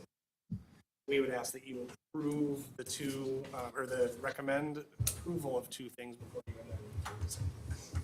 Thank you. Thank you, and well done. Before we go into opening up for public hearing, Mr. Rigetz? So the benefit for this project, of course, is it's going to enhance the appearance of this site. And so the only projects that have been brought to us since I've been here are basically reuse for this very specialized purpose of this building as a cross dock. And so this is the opportunity, the only opportunity we've had to try to improve the appearance of this site. And the applicant is right in that the surrounding uses won't change with their presence here. I mean, for that side of the street, that frontage, they take up 45% of the space. So for that frontage on that side of the street, they kind of determine what the future uses are going to be or if they're going to change. But again, this is the only opportunity we have right now to improve the looks of the site. Also, it does give us a chance to address the overnight parking issues, which continually come up anyways. But that's a singular item that you'd be considering anyways. So they'll have the most impact on that side of the road, and it does give you a chance to clean it up, as it does take up 45% of that frontage. So we'll do a public hearing and we'll do some questions. Okay, 2 public hearings for this item. So I will start with the Plan Development District Amendment. Notice of public hearing, City of Franklin Plan Commissions, Thursday, August 8, 2024, at the Common Council Chambers at Franklin City Hall, 9229 West Loomis Road, Franklin, Wisconsin, 53132. Applicant is Saya Motor Freight Line, LLC. Property is located at 10613 South 27th Street, located north of West Elm Road and west of South 27th Street. Zone Plan Development District number 39, Mixed Use Business District. The proposal is the approval of an ordinance to amend Section 15.30444 of the Unified Development Ordinance, Plan Development District number 39, Mixed Use Business District, to allow truck terminals and freight transfer facilities with outdoor storage and parking of vehicles, equipment, and trailers as a special use and to revise PDD number 39 design standards. This public hearing is being held pursuant to the requirements of sections 6223(7)(d)(2) of the Wisconsin Statutes and Division 1590200 of the City of Franklin Unified Development Ordinance. The public is invited to attend the public hearing and to provide input. The proposed draft ordinance is subject to revisions following public hearing and the further consideration by the Plan Commission and the City of Franklin Common Council. Mayor, before we open the public hearing, I believe Mr. Martinez said there are 2 public hearings. Can we hold them concurrently so that the other public hearing can be read and then we can have comment on both? Mr. City Attorney? I suggest they go separate. Okay. You can comment on both when they're both done. Hearing separate. Okay. Okay. So is that it for this hearing? All right, it's 8:24 PM. We'll open the public hearing. Anybody wishing to speak on this, please approach the podium. Going once, twice. Okay, it's closed. Same time. Now, do you want to read the second one in? I know. Valentine. Special use. Notice of public hearing, City of Franklin Plan Commission, meeting at Thursday, August 8, 2024, at the Common Council Chambers at Franklin City Hall, 9229 West Loomis Road, Franklin, Wisconsin, 53132. Applicant is Saya Motor Freight Line, LLC, property located at 10613 South 27th Street, located generally north of West Elm Road and west of South 27th Street. Zone Plan Development District number 39, Mixed Use Business District. The proposal is an application for a special use to allow for a truck terminal and freight transfer facility business use with outdoor storage and parking of vehicles, trailers, and equipment. This public hearing is being held pursuant to the requirements and standards of Section 15.30701 general standards for special uses, 15.30703, detailed standards for special uses in non-residential districts, and 15.90103, application for a special use permit. The public is invited to attend the public hearing and to provide input. The proposed draft form resolution is subject to revisions following public hearing and the further consideration by the Plan Commission and the City of Franklin Common Council. Thank you. It's 8:26 PM. Open the public hearing. Anybody wishing to speak, please approach the podium, state your name and business or residential address for the record. Seeing no one, public hearing is closed, same time. Open now for commission members to question Alderwoman Day. Thank you. So this is in my district, so I do have a fair number of comments regarding the proposals in front of us today. And I have had the opportunity to speak with Mr. Randall on a few occasions, so he has answered some of my questions previously as well. So first I wanted to start with the notion of the Gateway District, and we talked about it a little bit earlier with the former KFC building. If you think about the eastern edge of Franklin running down 27th Street, my district has the majority of that. And I would consider, you know, the eastern border to be a gateway all the way through. And when we think about the businesses on 27th Street coming all the way through, not always necessarily the biggest, the brightest, flashiest kind of establishments. With that being said, when I think of the gateway for this particular area, I'm thinking of when we come up on Elm Road and 27th Street. This particular project, as Mr. Randall said, is not there. It is set back from it. In fact, you can't really see it from 27th Street unless you know what you're looking for. So I would argue that holding them to a standard of that nature, when this is a special use request, not approving this particular type of facility all throughout, this particular area is something that should be considered. As well as was pointed out, the businesses surrounding it, I don't believe that you're going to find a business such that this PDD is looking for to come into this site. They would have to bulldoze everything, build up, and by doing all of that would probably be asking for a substantial amount of money from the city for assistance in that endeavor. Not to mention, it's not exactly the most desirable location for an office building to go with the other types of businesses that are around it. So I think holding this to that standard is not necessarily appropriate. They talked a little bit about the property taxes, and while I will admit that's probably not exactly apples to apples, it is a fair comparison to show that right now we're getting X as a vacant building, and that will only go up for an area that we're struggling to get increment in. So again, another benefit to having a business go in there. It's probably never going to be anything other than how it was originally designed. And my last point is regarding the employees. And we didn't talk about kind of the economic impact of injecting another 60 to 100 employees into that section of Franklin where they might be buying gas and sundries and stopping for fast food and whatnot and injecting more money into our economy in that manner. And this slide that showed the wages, this is potentially jobs for people that are relocating, could actually live in Franklin as well. So it's a price point of salaries that allow people, if they chose to relocate to be closer to work, could live in Franklin with salaries of that nature.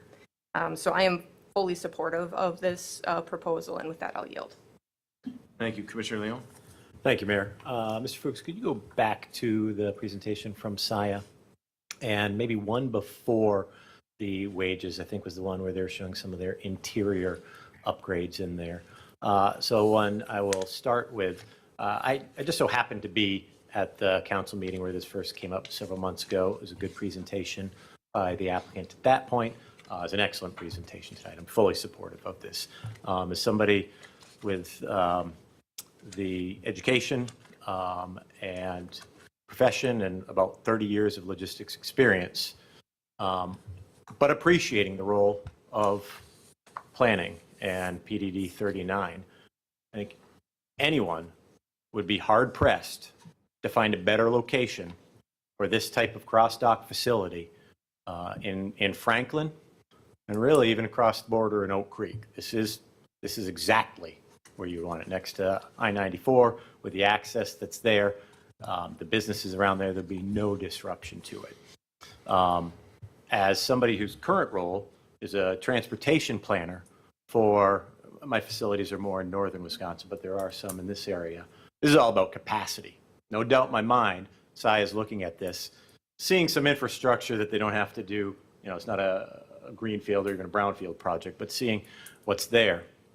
The capacity, when you look at projections going forward for transportation, are there, right? And we absolutely need this. And even the facilities in other places need this cross-docking so that shipments coming from globally can more quickly get out of your hubs in O'Hare, right? They're going to come through O'Hare and come here and cross-dock to get to locations all over Wisconsin and probably beyond. So it's excellent. And then some of what it's showing here with their investments in renovations and what they're doing inside is exactly what those in the transportation industry would be looking to do, whether it's drivers or the people working at a facility operating MHE or anything else. So I would say you got to do all this stuff, and I have no doubt that you would. The only question I would ask is, in this area, 4 motorcycle spaces is enough.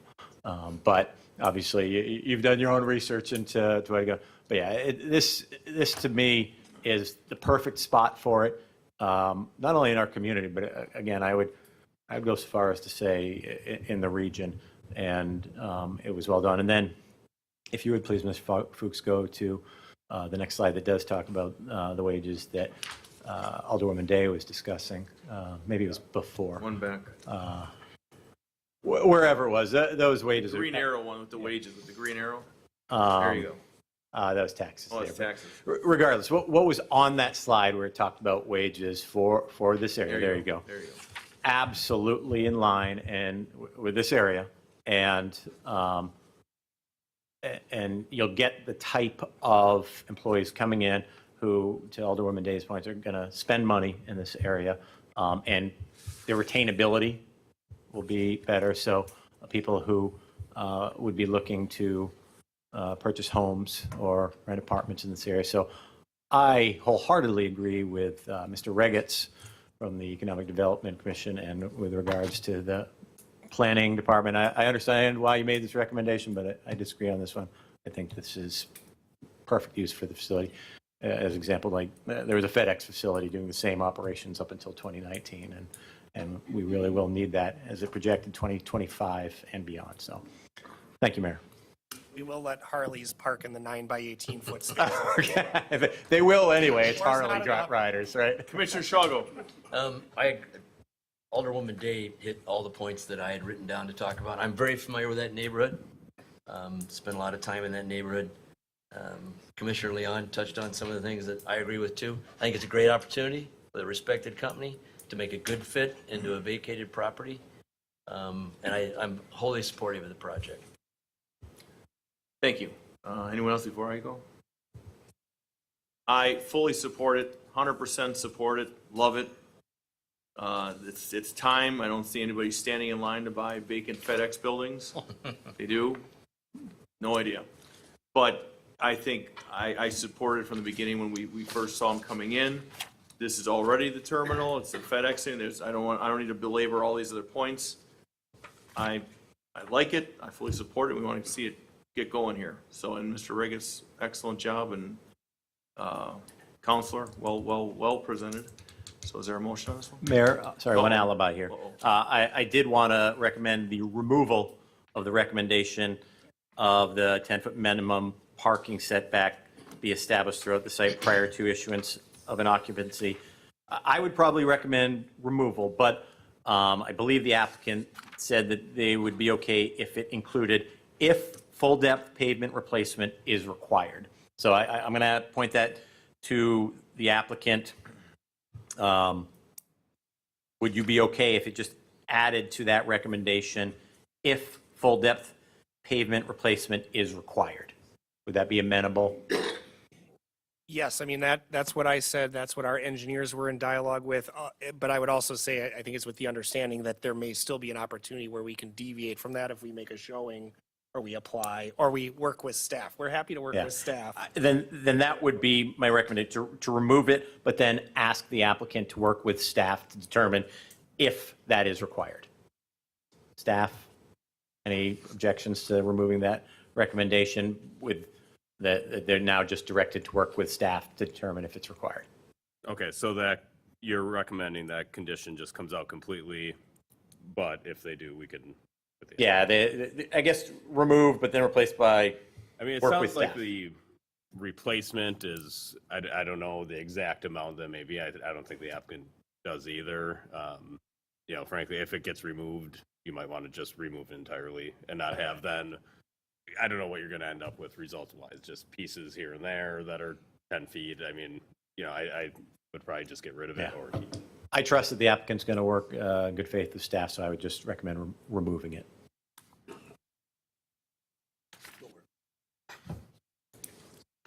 So, In and out. Yeah. 4 motions total, 2 for the Plan Development District amendment. A motion to determine the proposed Plan Development District amendment to be a major amendment. so moved. Second. First and a second, all those in favor? Aye. Any opposed? Ayes have it, motion carries.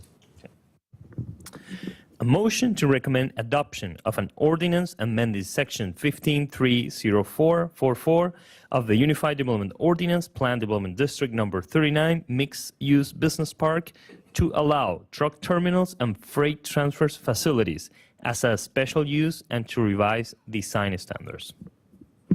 Motion to approve. Second. First and a second, any further discussion? Seeing none, all those in favor? Aye. Any opposed? Ayes have it, motion carries.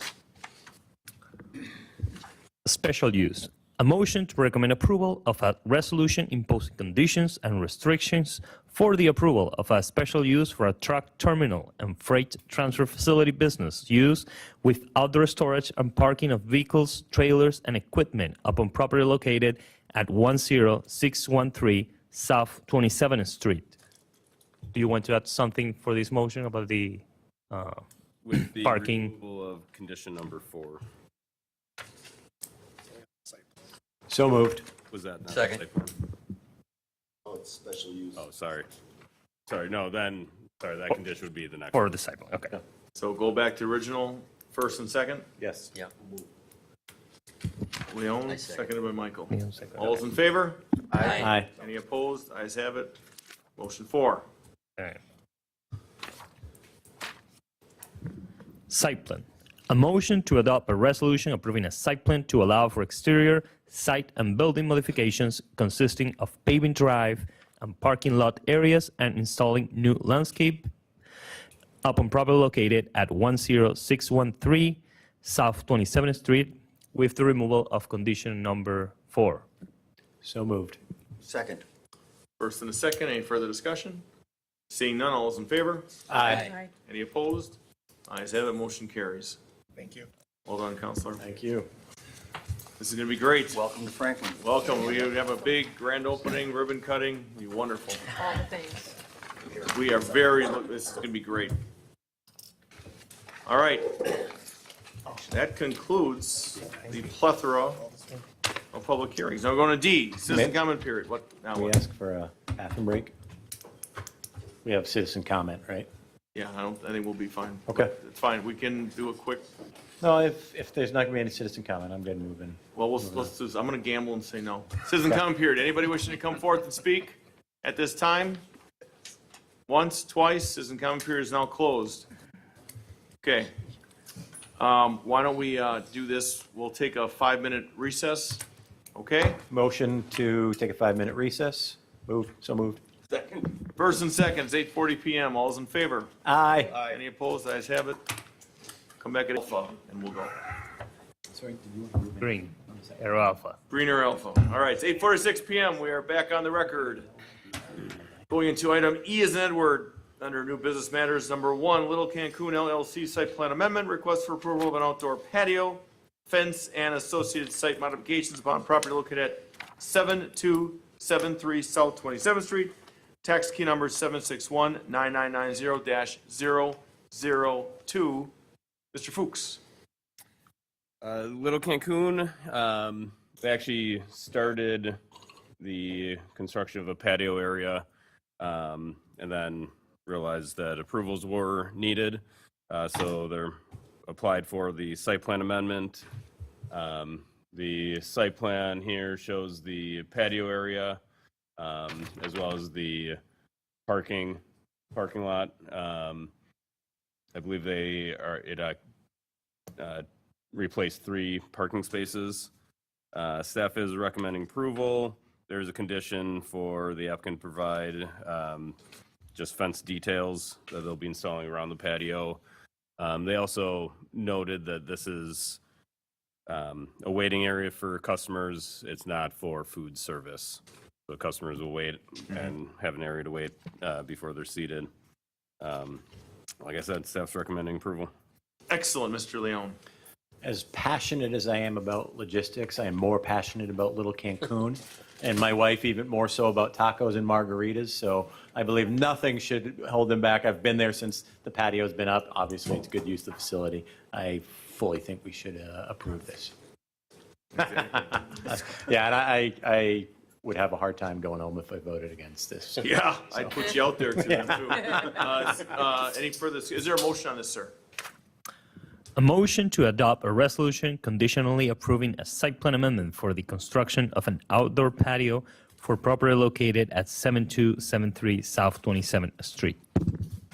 So moved. Second. Seconded by Mr. Haley. All those in favor? Aye. Aye opposed. Ayes have it. Motion carries. Wonderful. Number 2, Bridgewood Reserve preliminary plat request for the creation of 9 single-family residential lots and 1 outlot upon 4 existing parcels generally located in the north of West Drexel Avenue, east of South Ridgewood Drive, and west of South 76th Street. Tax key numbers 792-9003-000, 792-9005-000, 792-9994-000, and 792-9996-003. Mr. Fuchs. This is a proposal for 9 single-family residential lots and 1 outlot. The outlot contains the stormwater management facility and natural resources. The proposed lots all conform to the R6 district standards, the minimum lot size and lot width requirements. The only condition staff has is for submittal of that conservation easement. Signage is not anticipated, so we are recommending approval. Excellent. Comments? Is there a motion? A motion to recommend approval of a resolution conditionally approving a preliminary plat for Ridgewood Reserve subdivision. So moved. Second. We have a first and a second. All those in favor? Aye. Any opposed? Ayes have it. Motion carries. Excellent. Another excellent thing. Is there another one attached to this, or are we moving forward on number 3? That's it. We can move forward. Excellent. Federation of Croatian Societies, Inc., site plan amendment, request for the installation of a turf field, exterior lighting, fencing, parking, retaining wall, sun shades, and associated grading and stormwater management modifications upon properties located at 9100-9140 and 9220 South 76th Street. Tax key numbers 884-9995-000 and 884-9996-000. Mr. Fuchs. Croatian Soccer Park's looking to install a turf field and parking lot, which I believe is primarily over an existing gravel area. There's also a drive that extends to the southern lot. Staff is recommending that an additional ADA accessible parking space be added per code. We did recommend a landscape plan, which the applicant provided.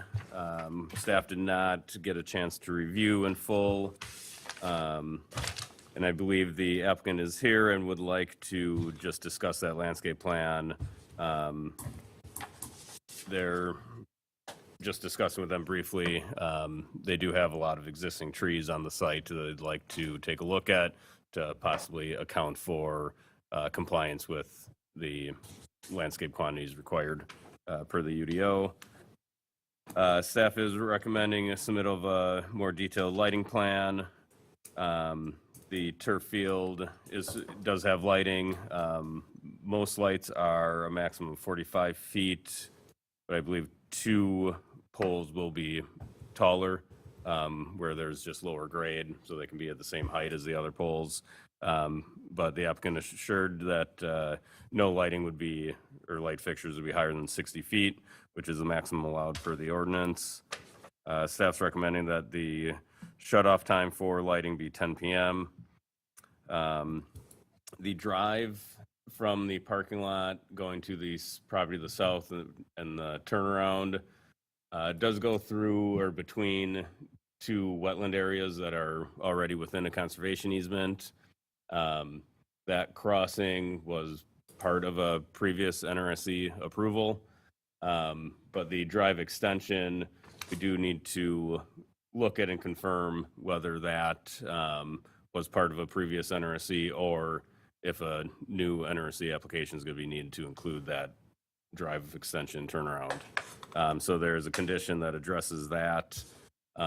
Separately, Croatian Park does have a application for lighting on the southern property, and that's a minor site plan amendment, so it's being reviewed by staff. It sounds like part of that will require an NRC application. So if needed, that drive and turnaround could just be included as part of that request in the future. Otherwise, we do have the condition for engineering department approval. And with that, we are recommending approval of the application. Excellent. Anybody have any discussion on this?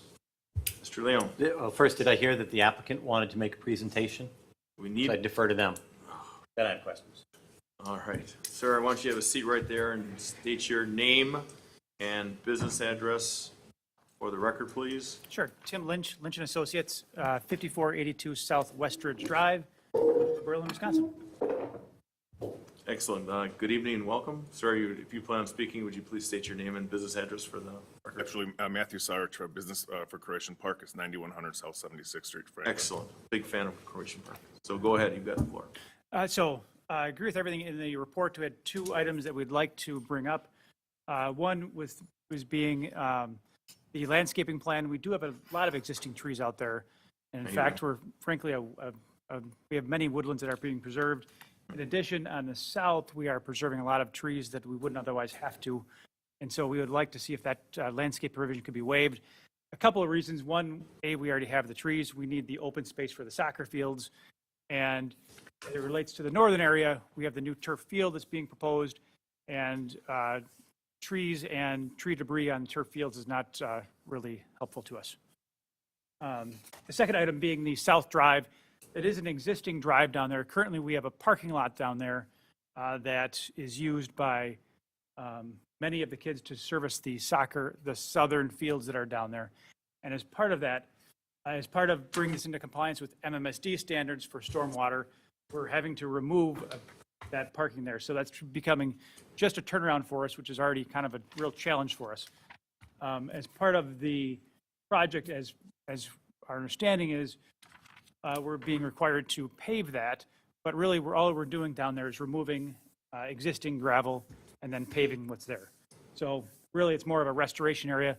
We're taking area that is currently gravel and parking, turning it into additional grassland down there, and utilizing existing culvert and crossing that's there. So as far as any real changes to the NRC, there's really nothing there other than we're reclaiming lands that are currently there and putting them into grasslands, whereas the existing gravel that's there is being removed and then being utilized as paved asphalt instead.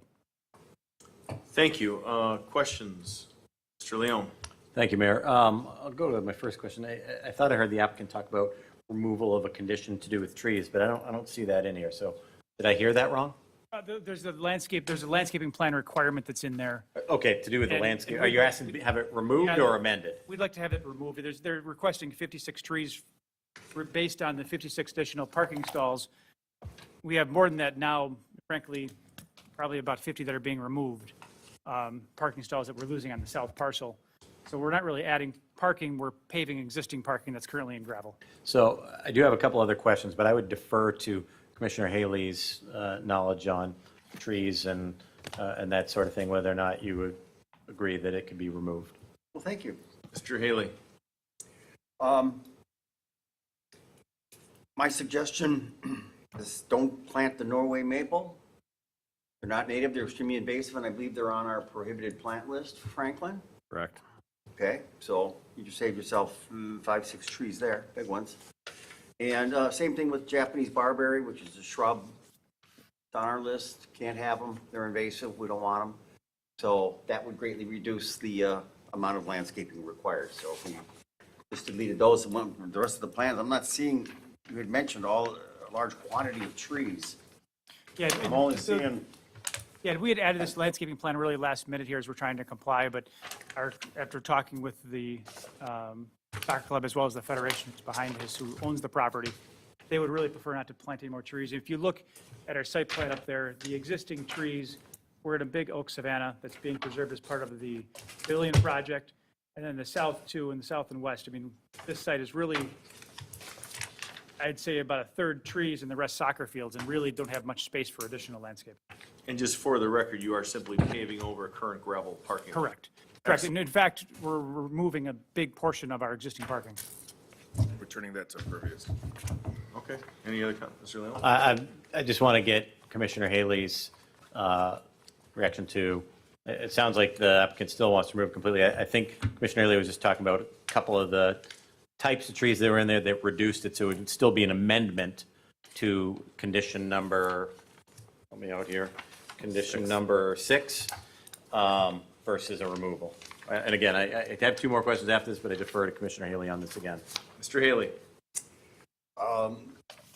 I'm very familiar with the site. There are a lot of native trees out there. They're fine. They don't need trees. I'm guessing you could probably use a few here and there. Some of the seeding, gathering, people like shade too, but I do understand the debris on the field. And you probably don't need pine trees out there and spruce trees. So, I mean, what you're doing away with is all of the little plantings at the corner of the roadways and the parking areas. It'd be nice to have something there. There's a abundance of existing, especially we've got that creek that kind of runs through, and that's all really wooded. From a soccer dad perspective, we already lose enough balls in there, so it's kind of a challenge for us. Okay, in this case, I wouldn't have an objection with no landscaping at all. Good. Back to you, Mr. Leon. Thank you, Mayor. So one question to staff, and I'm probably wrong about this, but I feel like we approved this a few years ago, or is this in addition to the last field that was approved a few years ago? I remember an agenda item coming before the commission probably 5 years ago. Is this another one, or is this, that was never done, so it's back before now? Correct, and it's an amended location. Okay, then that answers that question. And then my only other question, and this is a serious question, but would any of the neighbors around there object to lights being on after 10 p.m.? That is a serious question, and the point I'm making is a serious point as well. The neighbors to the east would probably appreciate having lighting after 10 p.m. I know it sounds funny, but that area, I think would benefit. I'm not saying you have to keep the lights on past 10 p.m., but I don't know that I would make that a requirement for this here. When I look to the north, I think immediately that's Franklin Little League, right? When I look to the south, that's Carmex, the new facility. Yep. And we all know who I can't remember what they're renamed now, but we all know what the neighbors are to the east. I don't think there's any residential property that would be impacted by lighting, even at the 60-foot height, being on past 10 p.m. So I think somewhere that's a condition there, I would drop that unless, If this body would allow it, it would be less restrictive on game times in the summer. yeah, We would be totally amenable to it. so yeah, I would recommend Well, I mean, I guess if there's anyone else on the commission who wants to dispute it, but I think it'd be a good idea to remove that lighting requirement after 10, or no lighting requirement after 10 PM. I yield. Excellent. Any further discussion? Mr. City Attorney, you hit the button, please, regular? Maybe just out there in the real world, maybe you just push back the time limit instead of just deleting it 11 PM. Mr. City Attorney, I do think that having the ability to have it on Yes. 24 hours during periods of darkness would benefit the neighbors to the east. I agree. All right. Aren't there neighbors to the west on 76? Cross 76. But that's pretty far back, right? Way That's got to far. be 400 meters? Ooh, meters. Look at you. Okay, yards. How many clicks? How many clicks, Mr. Leon? That would be 4 clicks for the record. But the light study would show that that light would not transfer over. Right. past. Yeah, my point exactly. All right. Is there a motion, sir?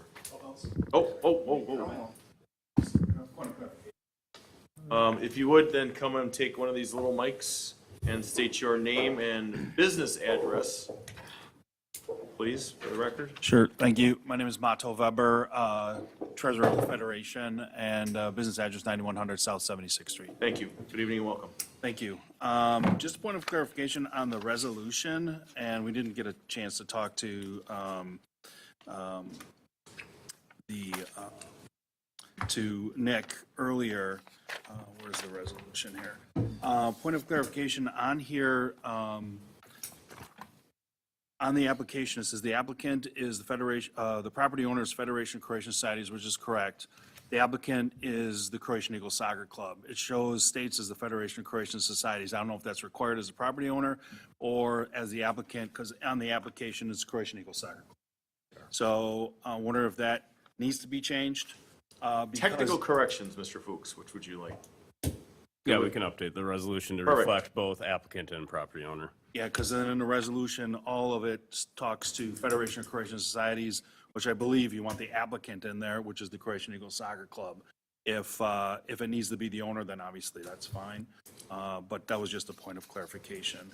And then finally on point 9, I don't know if we got any resolution on that or what the decision on that is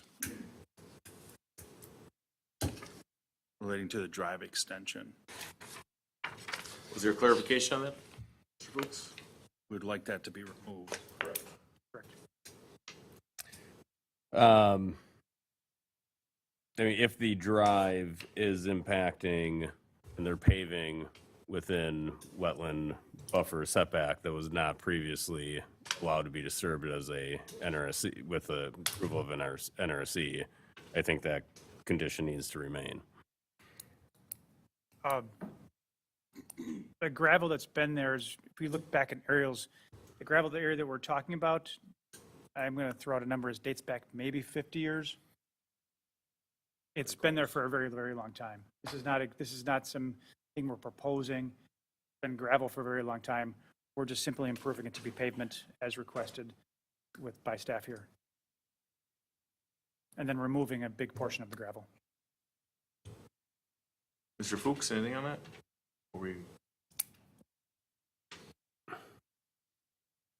I guess in my opinion, and if Regulo or the city attorney has a different take on it, but you're further disturbing your paving where it's gravel. I mean, that's to me, that's a disturbance and would require that natural resource special exception approval. I concur. Mr. City Attorney, can you hit the button for him? I did hear Regular. some Button. divergent from that earlier on an item with regard to the floodplain, where it was in areas that have already been used in effect. Wasn't there an exception provided for that? Too bad Marion's. Well, she spoke in terms of wetlands that had been in part filled or used, et cetera, and there was some form of exception, I thought, that I heard.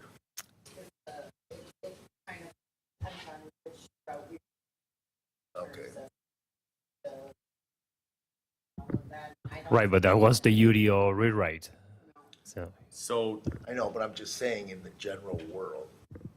So what I'm hearing is it's a requirement in the UDO, and so you can't just ignore it. And Sir? not to mix codes, but if we were looking at DNR land disturbance would be if we're touching underneath the subgrade. So if we're touching the gravel, that would not be a land disturbance in DNR terms. Now, that's not City of Franklin, I understand.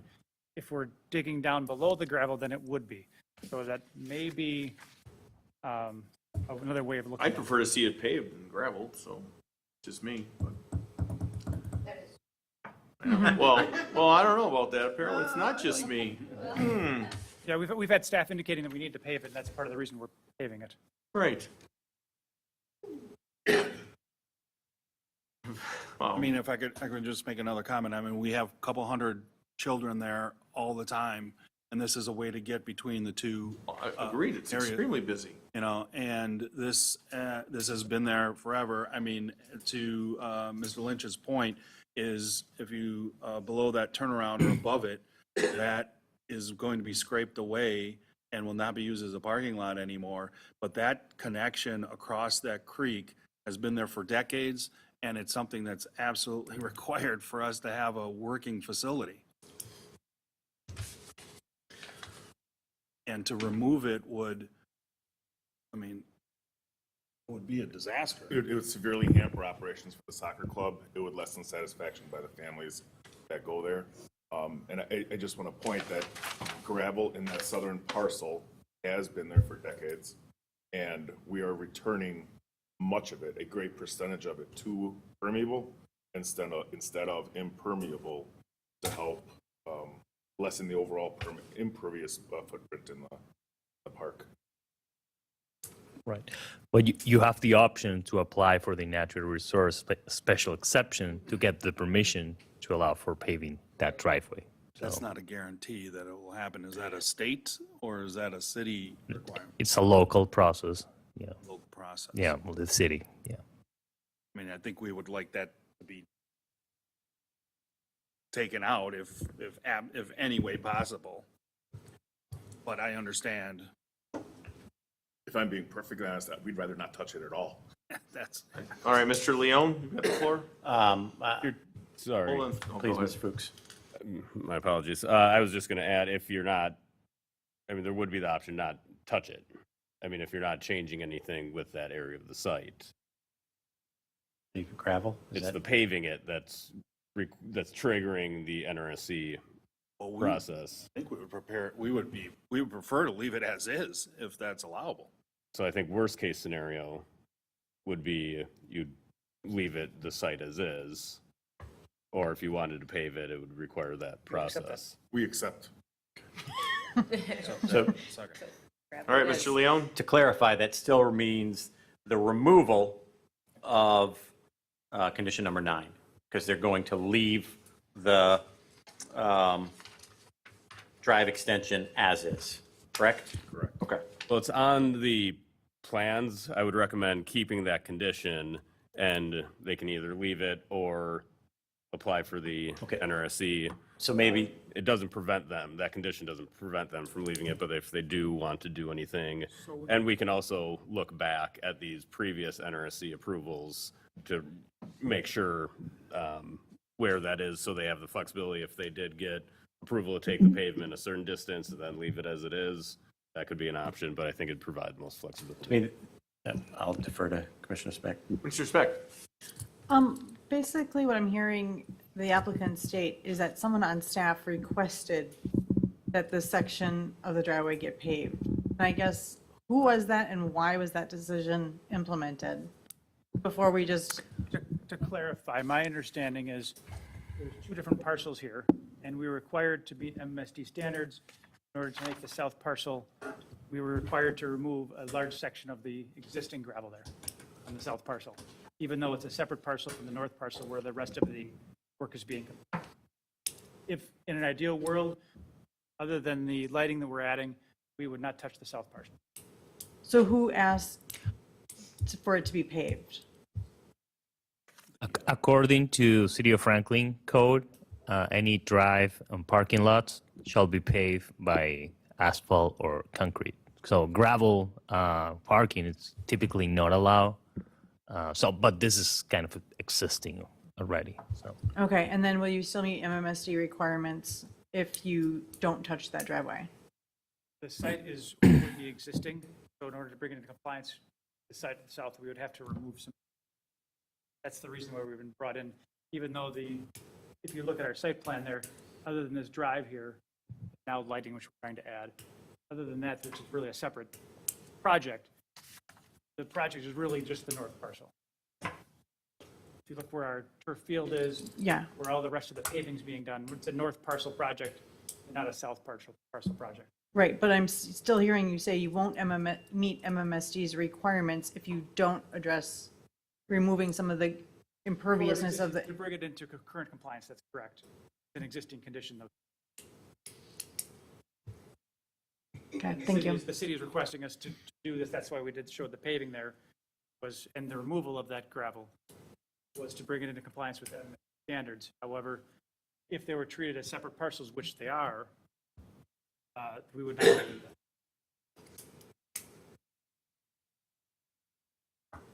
that. You still the floor. Oh, whatever, I'm sorry, what is the phrase? Rhymes with yield. Yield, I yield. I just think we have to address the applicant's concern to do with condition 9, and I'm trying to figure out a way to do that. And I think maybe, it still sounds to me like the city is the one requesting it to be paved, right, to come up to MMSD standards. But I think we amended it to say only if paved, the drive extension from the parking lot to the south shall be removed. Then if they don't pave it, doesn't change it, and then it's existing, so it's exempted, right? So does that logic make sense, I guess, one, to the applicant, and then I have to defer to the city attorney on this one, I think. Just that first sentence, the drive extension from the parking lot to the south shall be removed is scary to us. That's why I'm suggesting only if it's paved. But if it's if for some reason it becomes a requirement from the city, then will we have to remove it or have to come back? Yeah, I would. Exception or? Mr. City Attorney, regularly can.